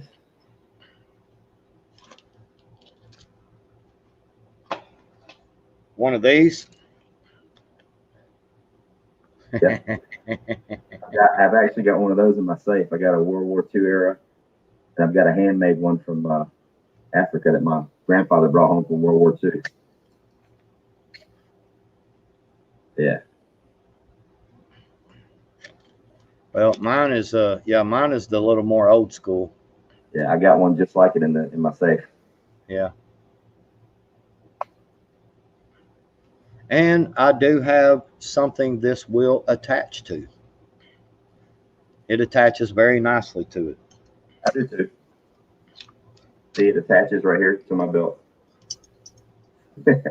Well, yeah, this one will attach too on the older style, Yeah. which I have some of the I have a big old bag of this older attachment stuff in there that I inherited.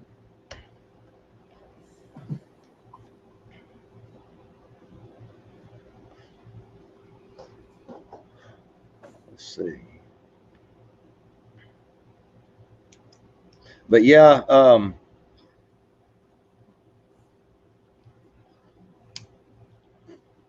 for Lucky Dame, like I said, this I'm telling you, this K bar is absolutely my most used knife that I own. I love this thing. This thing, Oh yeah, handmade, African. It's heck yeah, that's pretty sharp. hand I like pounded. Grandfather got that in World War II when he was stationed in North Africa. And here's his World War II bayonet. And this thing's got a blade on it.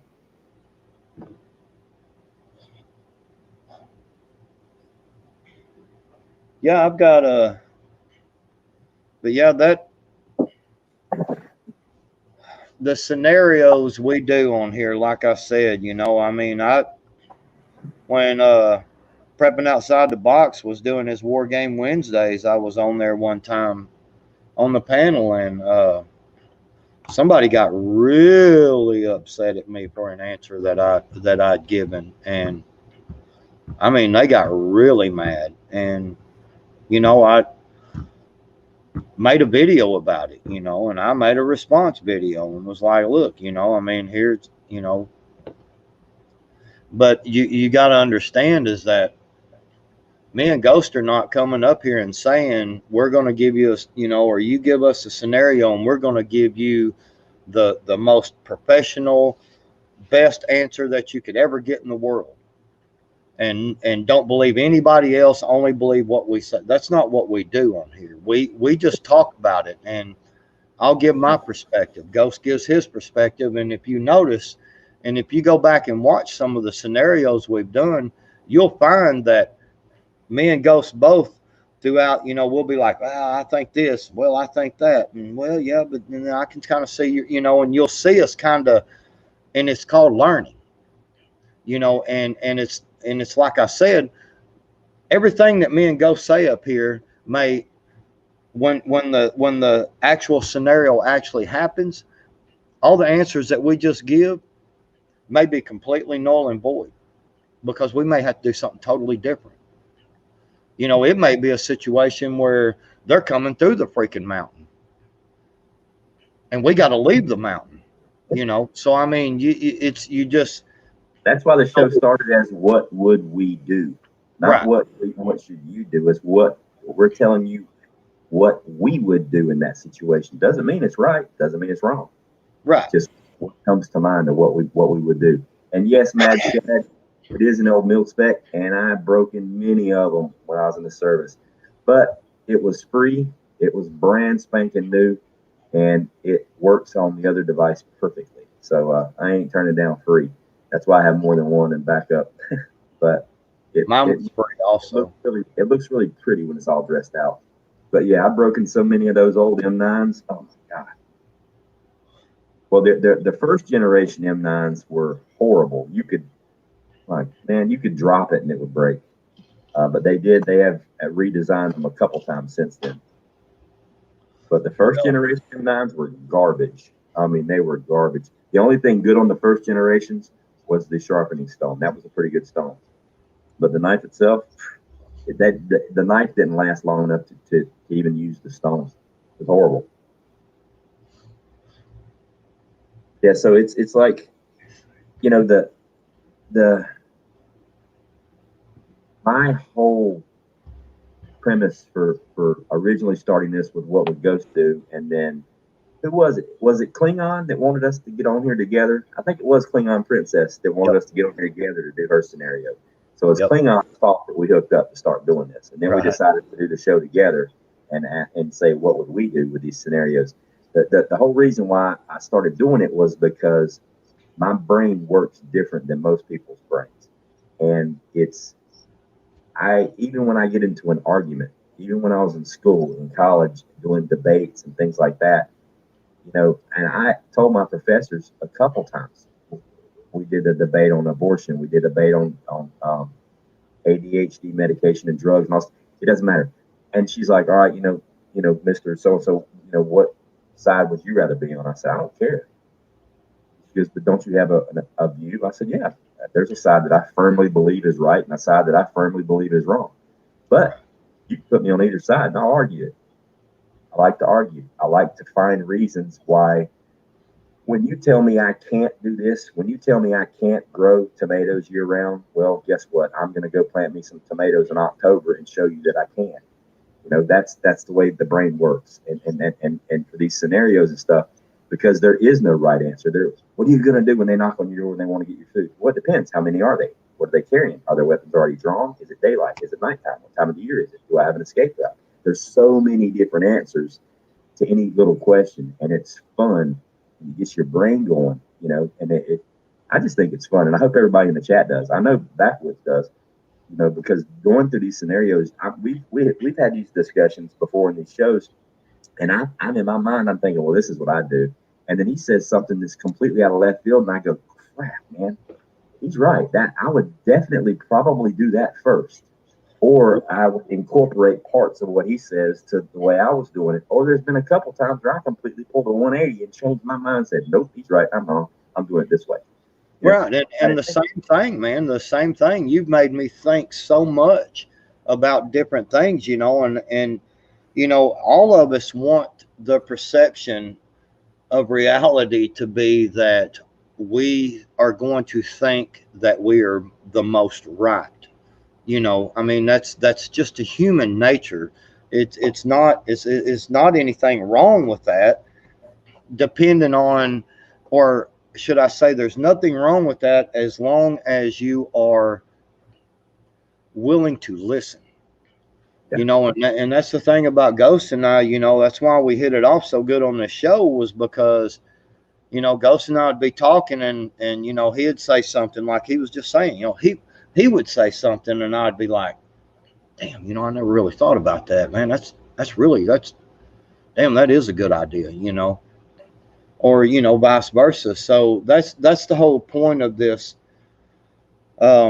The scenarios, what would we do, is to get everybody thinking, to interact with the chat, to get you guys thinking, to get you guys bringing up stuff. Well, what about this? And we're both sitting there like, because this has happened before, where we're both sitting there like, damn, man, we never even thought about that. And we're both over there looking at who's, yeah, brain picking. Exactly, B Charming. It's I, just I learned stuff when we do these shows. Like some of the comments and questions they've asked, I went, whoa, yeah, you know what? You're right.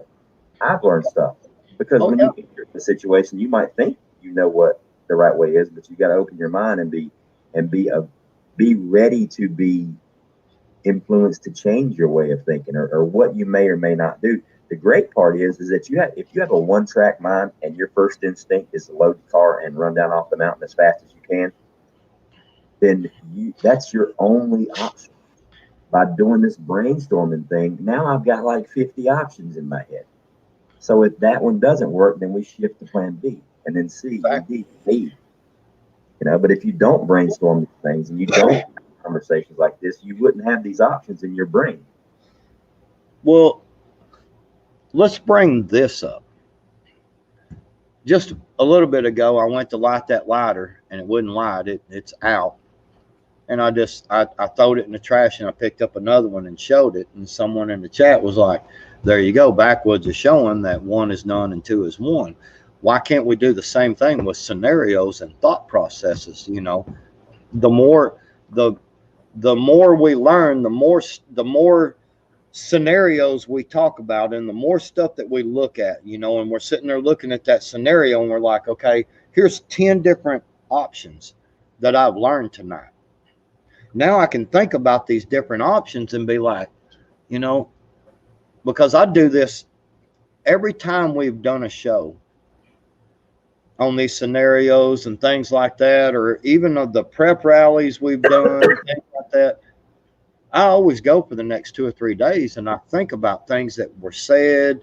I've even went back and watched some of the stuff, because I'm like, man, that something was said and I couldn't quite remember, and I would go back and watch and be like, yeah, all right, so if I'm doing this and this happens, now I've got not only the scenario I was thinking, or the answer, the what I would do, but now I've got this one, I've got this option, I've got this option, and I've got this option that I'm thinking about, so the one is none and two is one is a great way to put this show right here.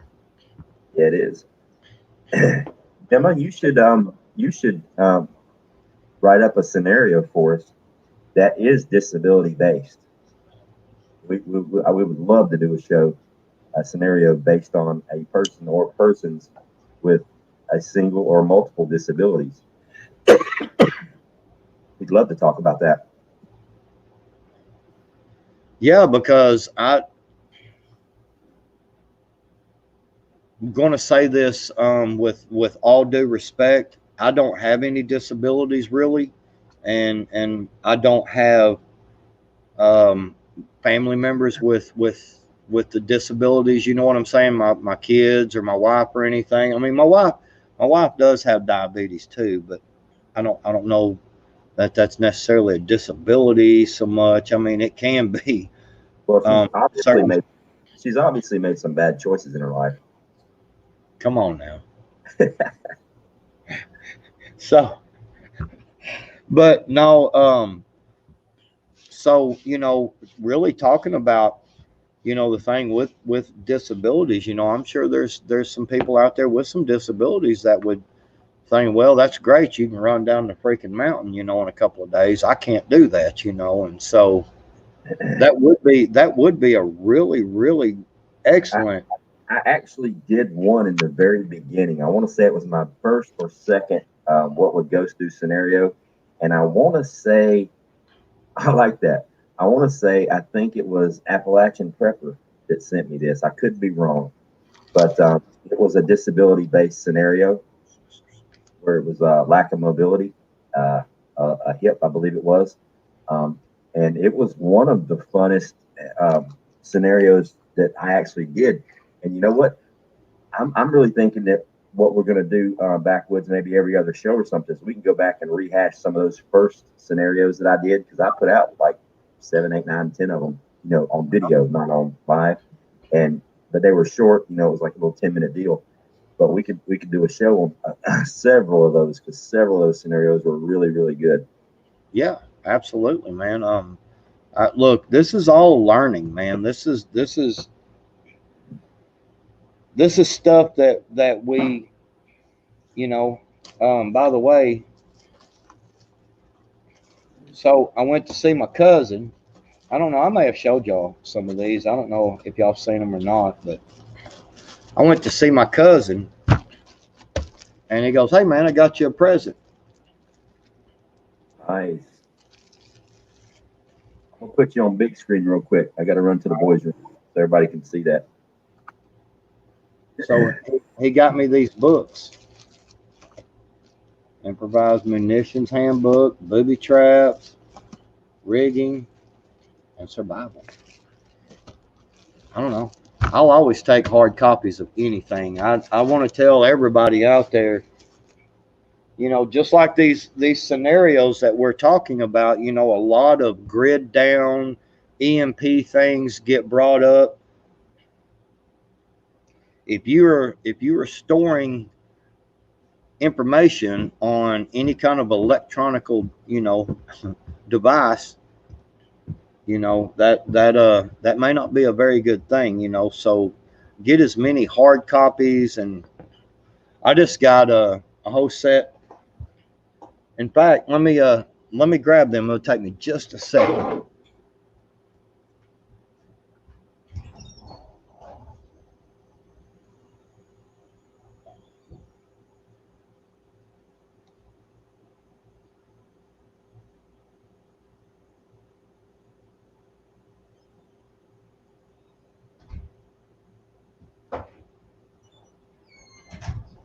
All right, I'm back. All right, so real quick, everybody. I and I will admit I am not the best at this, but I just ordered this and this and one of these, and it came with Ranger beads. It came with a couple of pens to write on with, map marker pens. My green screen's kind of messing with it, but yeah, I just ordered all this and just got it in. My green screen's really messing with it here. But anyway, and nice. Also got this in. Real nice compass. So we are actually little group that we get together and just hang out, and camp and go over scenarios and train and everything. We are actually a couple of them are militarily trained in this land navigation stuff, and that's what we are doing is Land navigation is very, very, very important. That's one of my favorite things to do when I was in the military. I love land nav. Um, Also, too, for those of you that don't know land nav and you're interested in learning how to use all that stuff, I had thought about putting out a video, but then I found somebody else here on YouTube. It's called the Corporal's Corner. He Corporal's has Corner. a really good series on map reading, land navigation, and he goes through step by step and shows you how to use all that equipment. Yeah, that's Corporal's Corner is a very awesome channel to watch. Yes, it is. Period. But yes, do you see that, Ghost? I got this one, Nice, wilderness navigation and U.S. Army map nice. reading land navigation book. I've actually had that book. Now, I learned the importance of map reading when I got lost. My entire squad got lost for a day and a half in the jungle of Panama. So after you get lost once in some place that can kick your butt, yeah, I never got lost again. I took serious after that. Ghost and Backwoods, live in the big city, has spinal problems in a wheelchair and oxygen. Children grown, I only have myself and a dog. Prep food for use for a year. Please stick illegal here. Okay. So apparently Teresa is in either Australia or Canada. Um, just joking. You could be at several other places. Um, yeah, that's Teresa. I give you the same invite that I've given everybody else. Why don't you take all your limitations and then in your brain craft a scenario where you think this stuff might come into play, and we'll both, we'll spend a couple hours on here just spitballing with different things, because if you have a disability versus not having a disability, you're going to look at it. You're going to read the situation completely different. So it's really good to hear different sides of the story. So, get creative and craft a Saying special scenario to you, and we'll rip it apart. We'll do a show on it. saying New Jersey and XMP. Okay.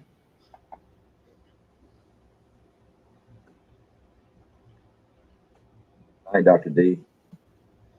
But yeah, just everybody just continue to prepare, continue to see what's going on, and it's just my personal opinion. I know what Ghost kind of likes to talk about and what he don't like to talk about, so I'm not going to get into it. I'm just going to say my personal opinion is you better be ready to make some very hard decisions very soon, very, very, very soon, and I'm talking really, really hard decisions. Yeah, and what Backwoods is alluding to, when I kind of retooled my channel, I made a conscious decision to stay away from going straight down the religious rabbit hole, and I'm staying away from going straight down the political rabbit hole. Not because I don't have very firm and strong beliefs for both, because I do. And if you know me, I have really strong beliefs that are 99.99% the exact same beliefs that you have. And YouTube frowns on that. And we are on YouTube's platform. And when you're in somebody else's sandbox, you have to play by their rules. When you're at somebody else's house, you don't put your feet up on the coffee table and then get pissed off when you get in trouble after they told you not to put your feet on the coffee table. Okay.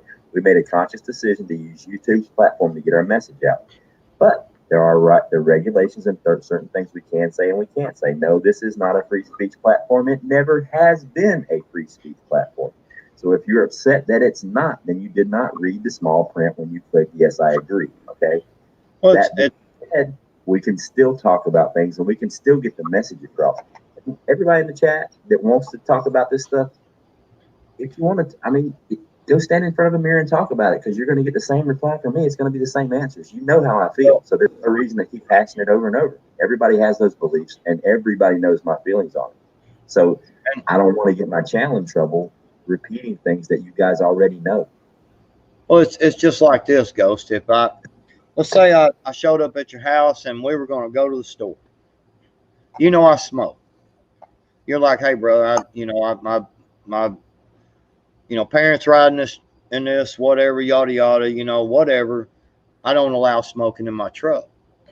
Well, I've got that conscious decision at that point to say, well, let's take my truck so I can smoke, or I don't smoke.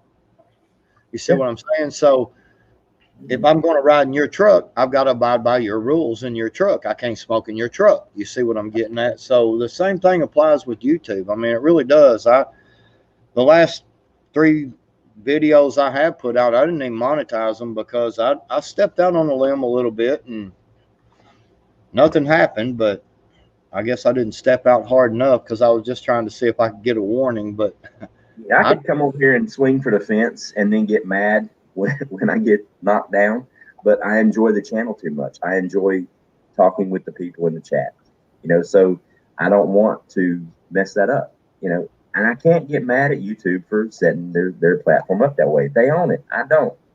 It is what it is. And guess what? If you think StreamYard is different, you're wrong because they use the same Google Cloud that YouTube does. That's why they work together.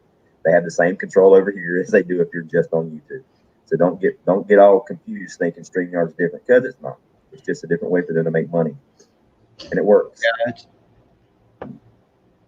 But yeah, so I mean that's the reason why we choose to not go crazy political and get all religious because there are channels that do that. That's the reason why we wanted this show to be different. We want to do things different than everybody else. So you have options. You have something different to listen to on YouTube and not hear the same stuff being hashed over and over. I can't tell you how many times I sit here at night or during the day, and if I'm taking a break from the tube and I'm clicking through trying to find something to watch, whether it's a video or a live stream, and it's just the same stuff over and over and over and over again. I mean, it's like, my God. well, and even if you think about it like this, Ghost, sometimes, man, I just want to get away from the. I don't. Okay, I've made it known. I'm a godly person. I believe in God, Jesus Christ, all this good stuff. Okay, so, but there's times when I want to get away from the whole religious and the whole political view of things. Man, I just want to get away from it, and that's one of the reasons I like Corporal's Corner, for instance. He don't really,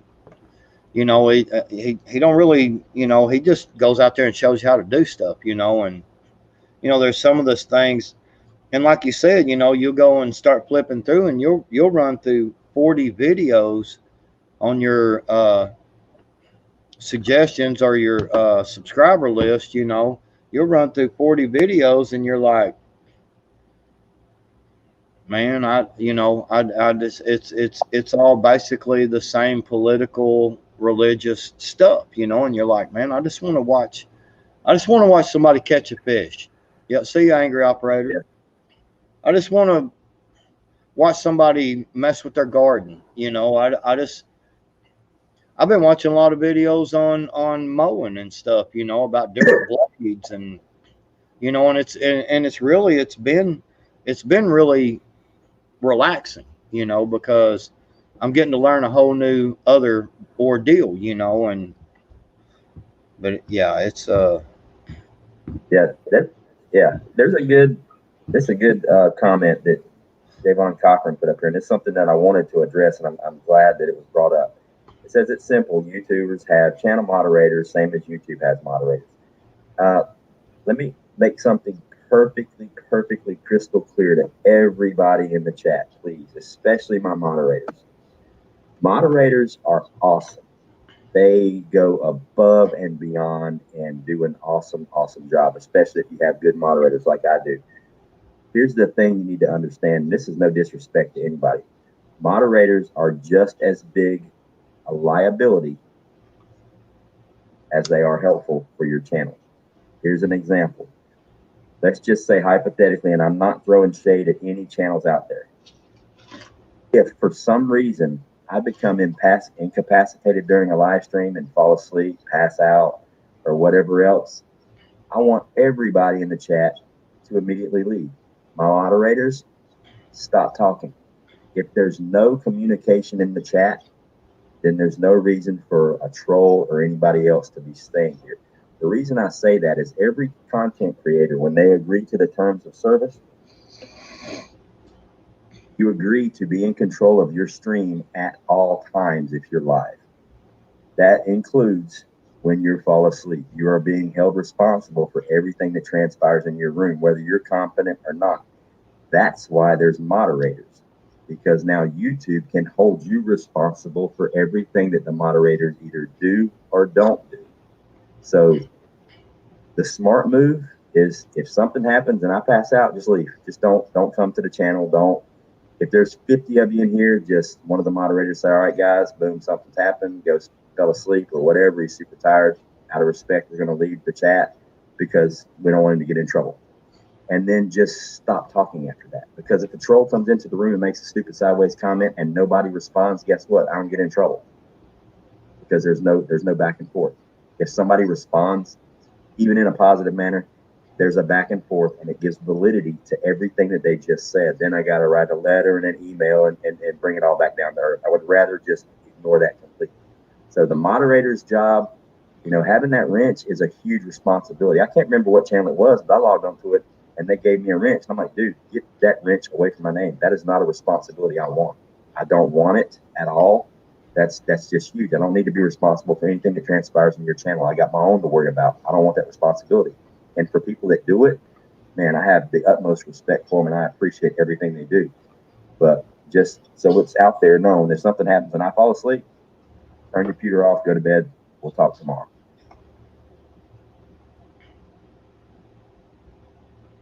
That would never happen. People fall asleep. And that's just me. Other people feel differently about it. I want the chat to just die as quickly as possible if I pass out. Don't stay there and try to continue to stream and play games and stuff. If you want to do that, then open up. StreamYard's free. Go live. Do it there.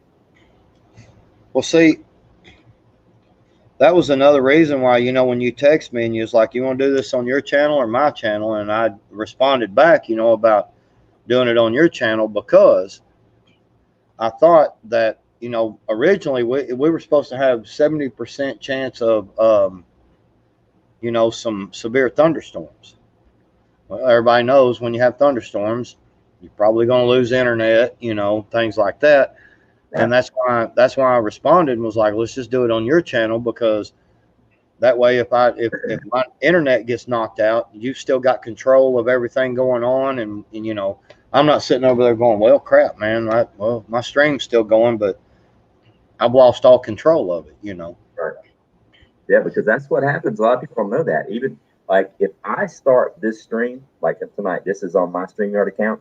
If I lose my internet connection to YouTube, my stream keeps running. Yep. Because the YouTube servers, the streams are different from StreamYard. StreamYard, they work off the same cloud, but the server part that pumps stuff to the World Wide Web is different. They have a different plug-in, call it that. So YouTube can go, and that's happened on one of my streams before. After YouTube went down, but StreamYard worked, and we just kept pumping. So yeah. When Homestead Oss, when she interviewed me, me and Ark Wildman.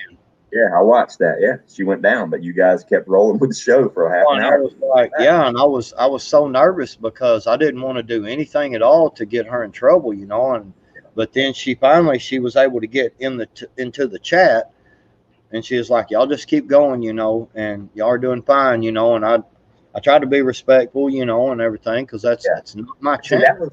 That was a completely different scenario too, because she even let you guys know ahead of time. She's in Australia. Their censorship is through the roof, and she flat out told you, "I'm probably going to get shut down. If I do, I'll come back." And you guys were prepared for it, and you rock and rolled right on along.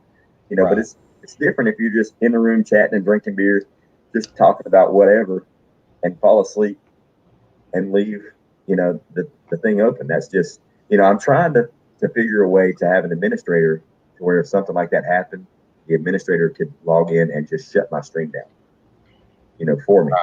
When somebody else can do that. I just haven't figured it out yet. Oh, Gemma, I will never get rid of your wrench. I love wrenching on your channel. You're a sweetheart.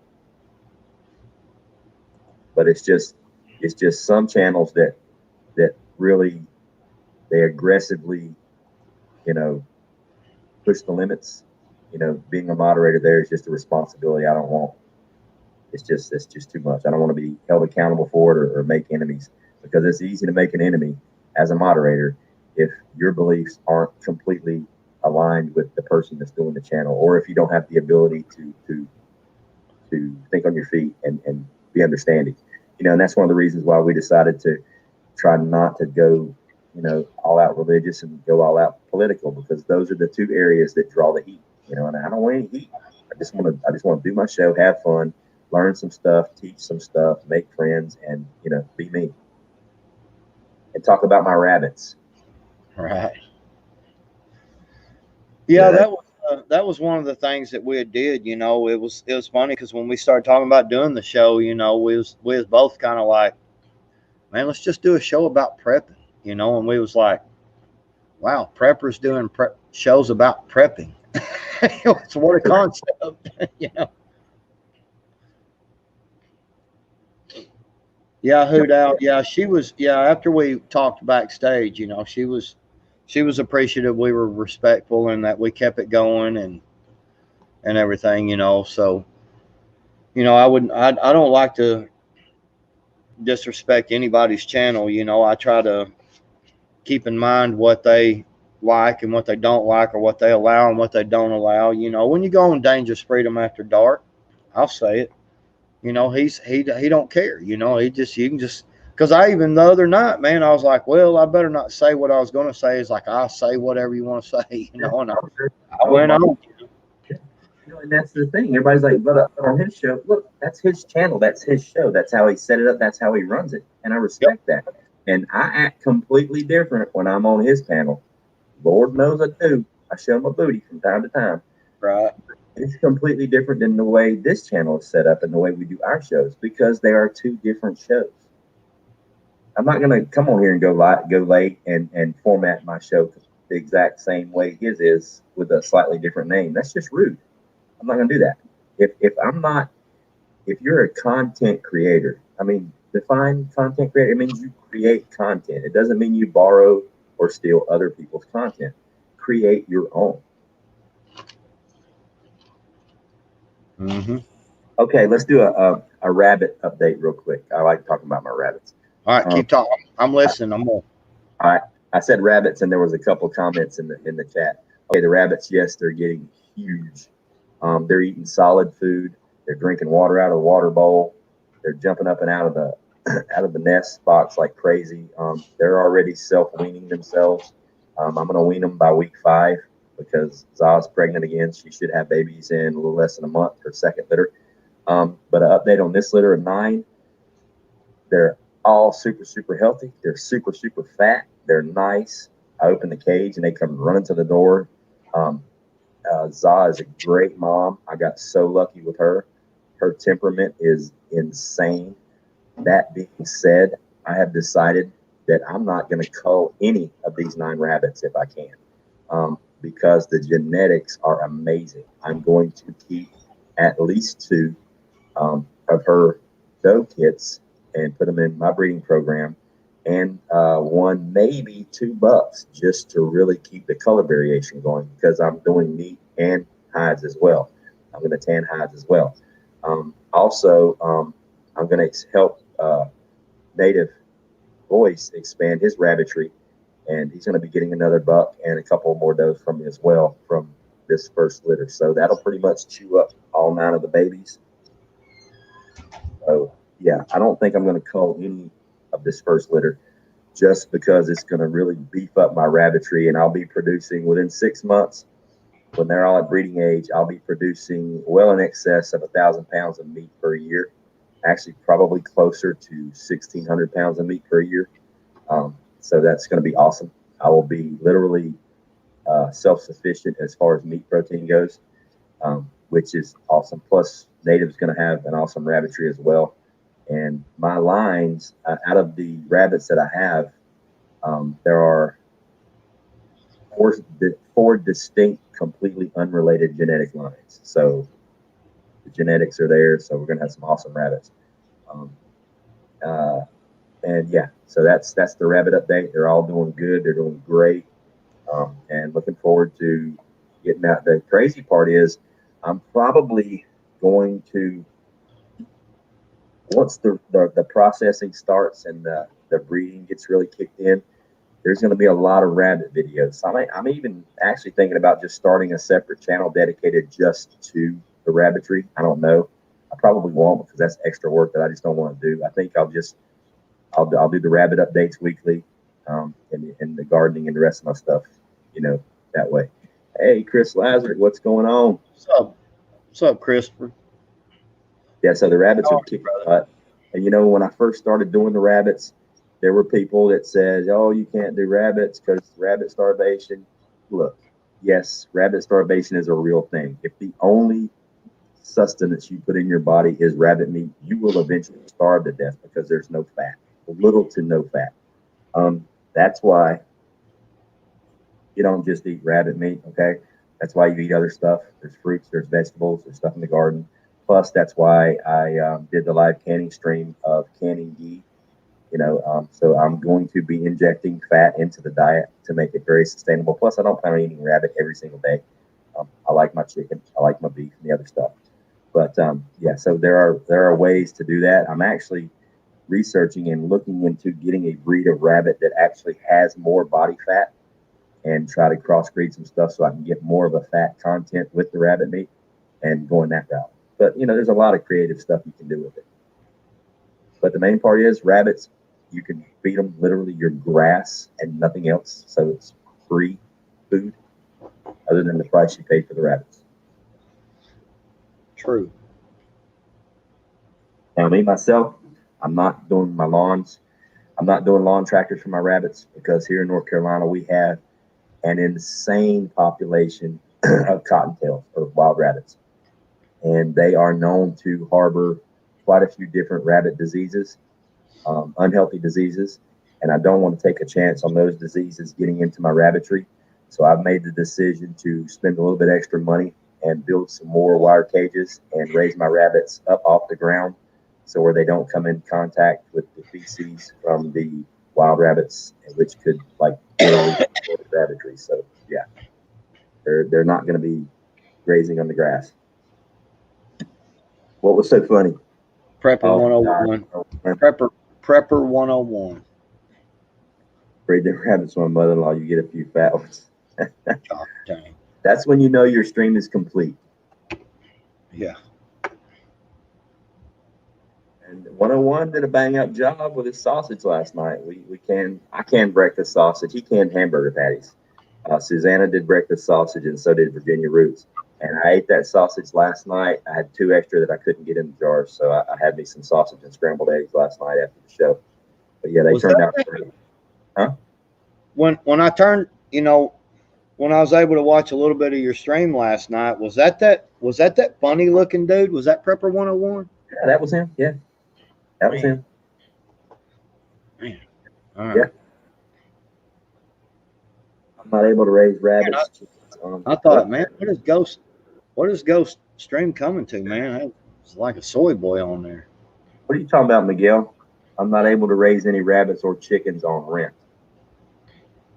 All right, number one, here's a point everybody needs to take to heart. Rabbits are not considered livestock. Rabbits are considered pets. They are completely silent and quiet. And to my knowledge, as long as your rental property allows pets, you can raise rabbits on a balcony in an apartment. I've seen it done in New York City, anywhere. Rabbits don't fall under any of the HOAs as far as livestock. So you might want to look into that. I think you can get away with it unless your rental property says no pets. If it's no pets at all, then it's different. I'm just laughing at the chat. Yes, I conveniently had two left over. Conveniently. And Virginia said 101 banged out his meat nicely last night. Yes, he did. Yeah, he did really good.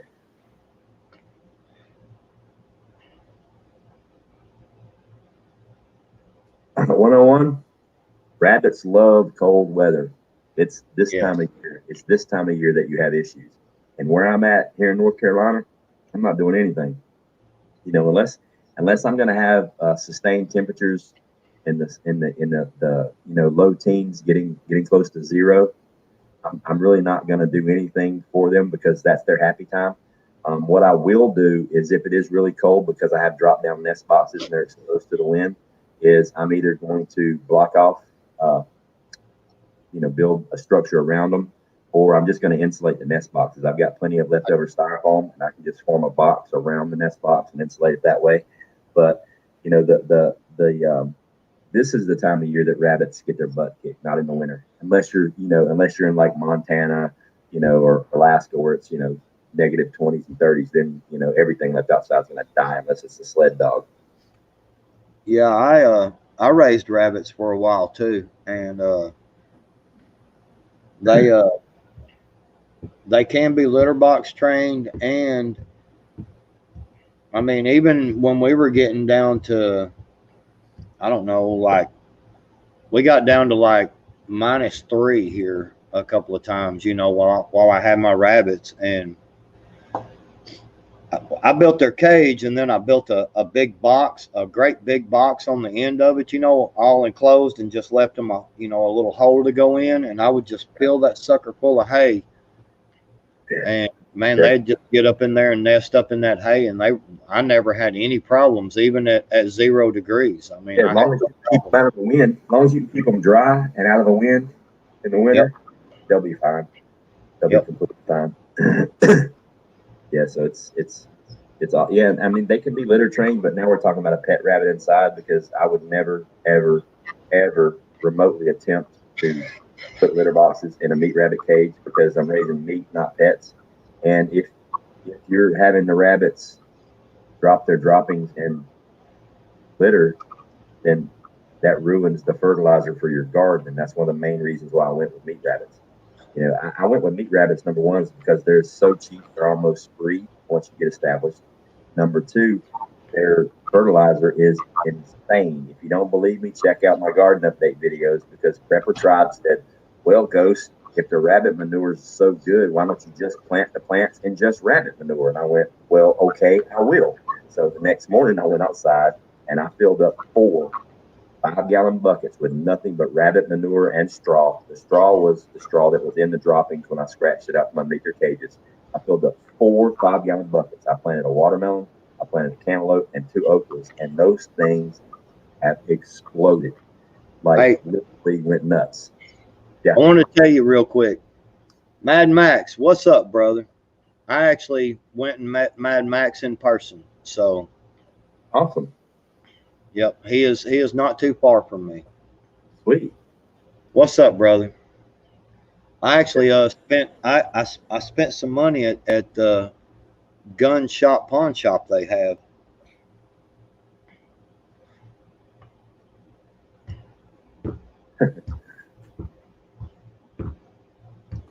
The rabbits that I got, it took me almost 3 months to find the genetic line that I have. They're all bred for heat tolerance, and the way you know is the size of their ears. Rabbits with stupid long and stupid fat wide ears are very very heat tolerant because that's the way rabbits regulate their body heats through their ears, the veins of the blood through their ears.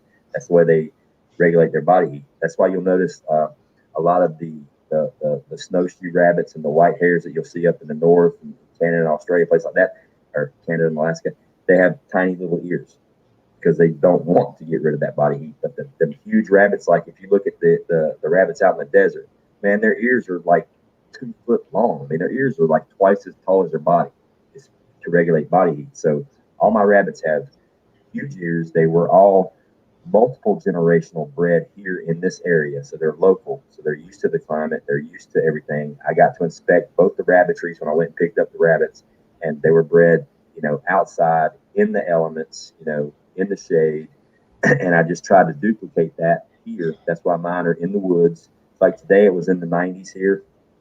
And once you walk into the woods in the shade, the temperature drops about 20 degrees, and their rabbits were completely comfortable. I built some custom cooling platforms that they love, which work really, really great. So there's a lot of challenges to doing it, but it's actually kind of fun figuring those problems out. Yeah, so I would definitely not get a rabbit with small ears in a hot climate because it's not going to do very well.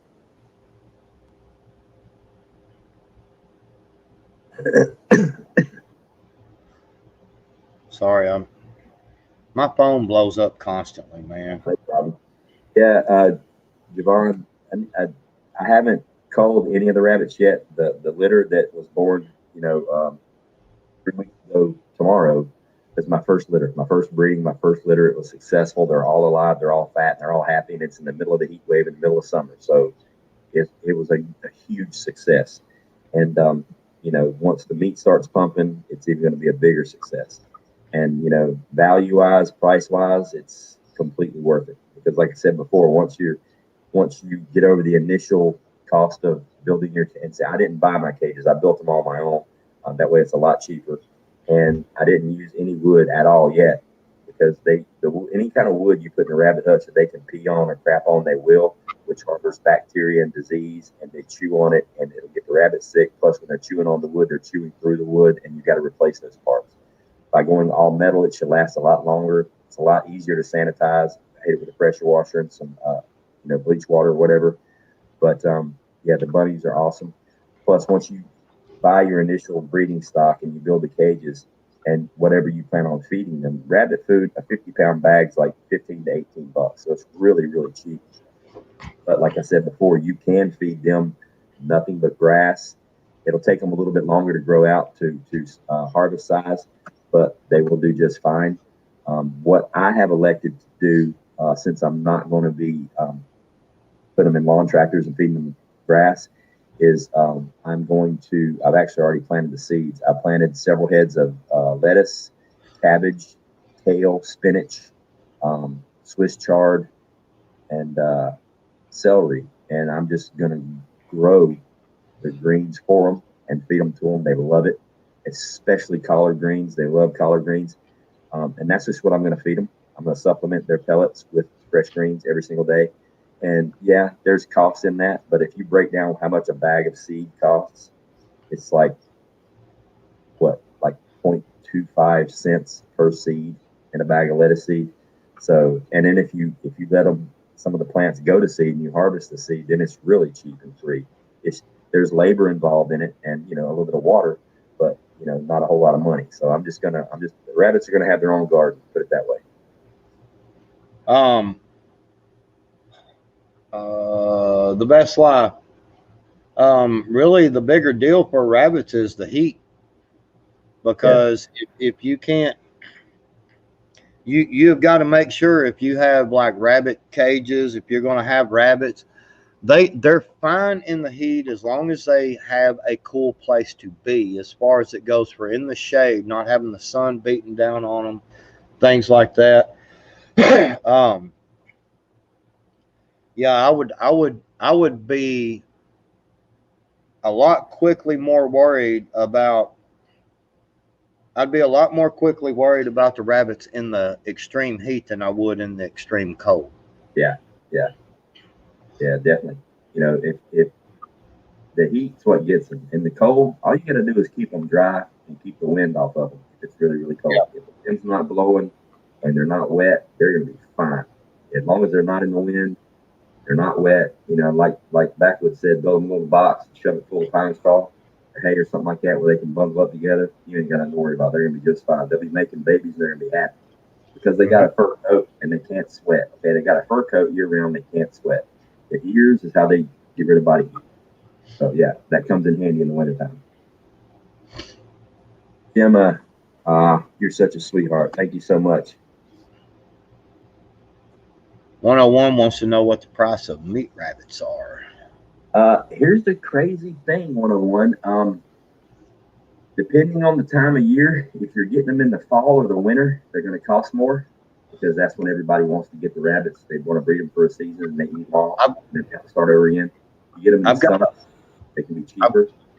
I've got a whole bunch of them. Prepper 101. I'll give you a heck of a discount, man. I'll sell them to you for $15 a piece.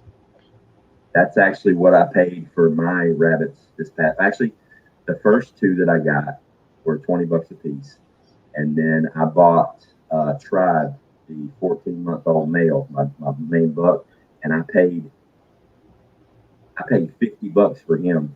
The only reason I paid that much was because he was a proven buck, and he was full blood New Zealand, and he's got all the colors that a New Zealand rabbit can have in his coat. So I knew he was going to throw some really good colors, and I was going to get some really good pelts because I want to get into the furs. So I went ahead and paid that money to get a proven breeder that was of a good lineage. Plus, he was a separate genes than the does that I got. The does I got for $20 a piece.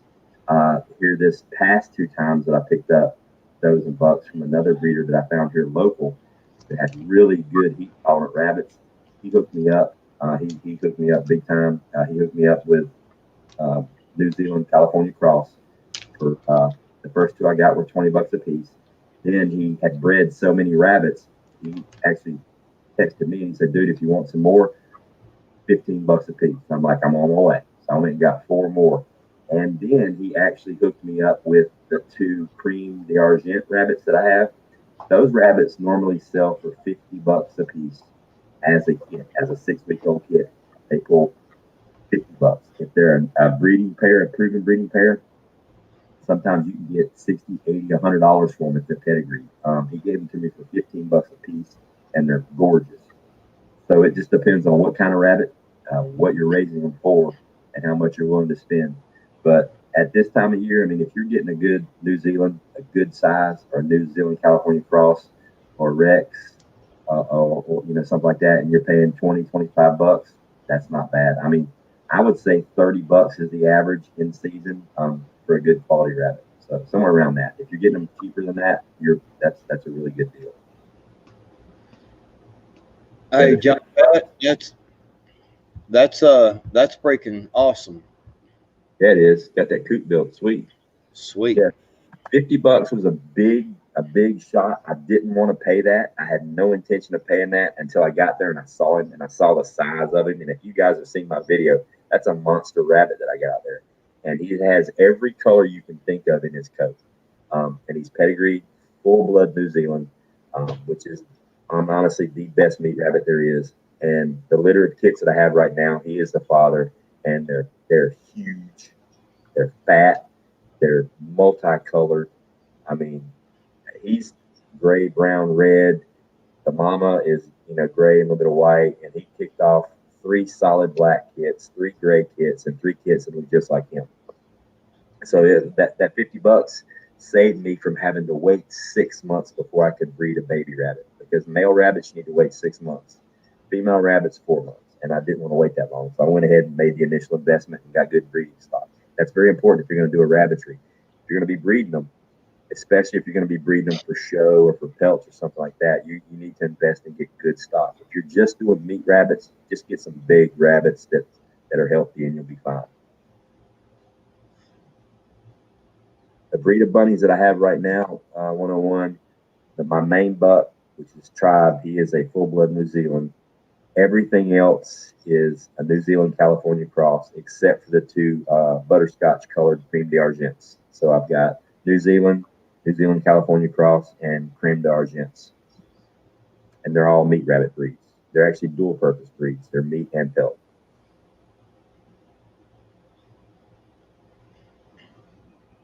Beach farming.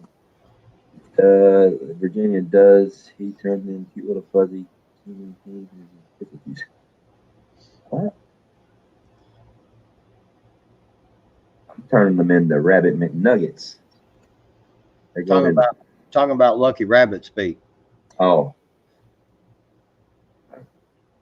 oh, that's probably pretty just Somebody was going. asking. Somebody was asking, what's so lucky about the rabbit? Once if you're cutting the rabbit's foot off, So that's Good point. that's kind of what they're talking about, Kind of like obviously that foot didn't work for the rabbit. Why do I want it? right? Hell, he had it and it got cut off from him.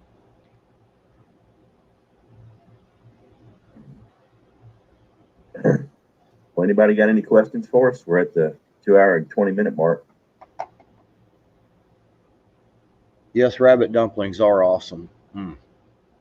I don't think there's any kind of dumpling that ain't awesome. That's just like one of my favorite meals when they're cooked right. That and man, I'm telling you, we every year when I was young, we'd go down to my family's deer camp, and it was down in the swamps, man. And we'd go down there and kill a bunch of swamp rabbits, and that's what we had for breakfast every morning was rabbit. It'd be fried, and it'd be put on a piece of white bread with that old grease gravy poured on top of it, and we'd always have some fried taters, man. Big old glass of milk, boy. Mm. Anyway, Yep. Agreed. yeah, I see. I was gonna go over and mess with old Pilgrim Radio. Hutch is on there, and Yeah, let's do oh, that. oh,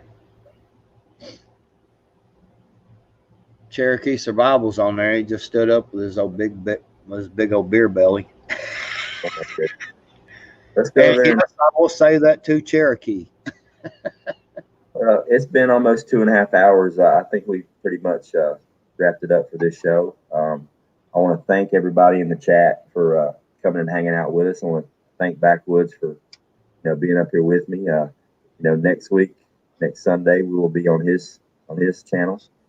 Um, so if we don't get any good scenarios by then he's going to do a scenario and lay it out for me without any heads up, just like I did on him tonight. So, I but will make it up.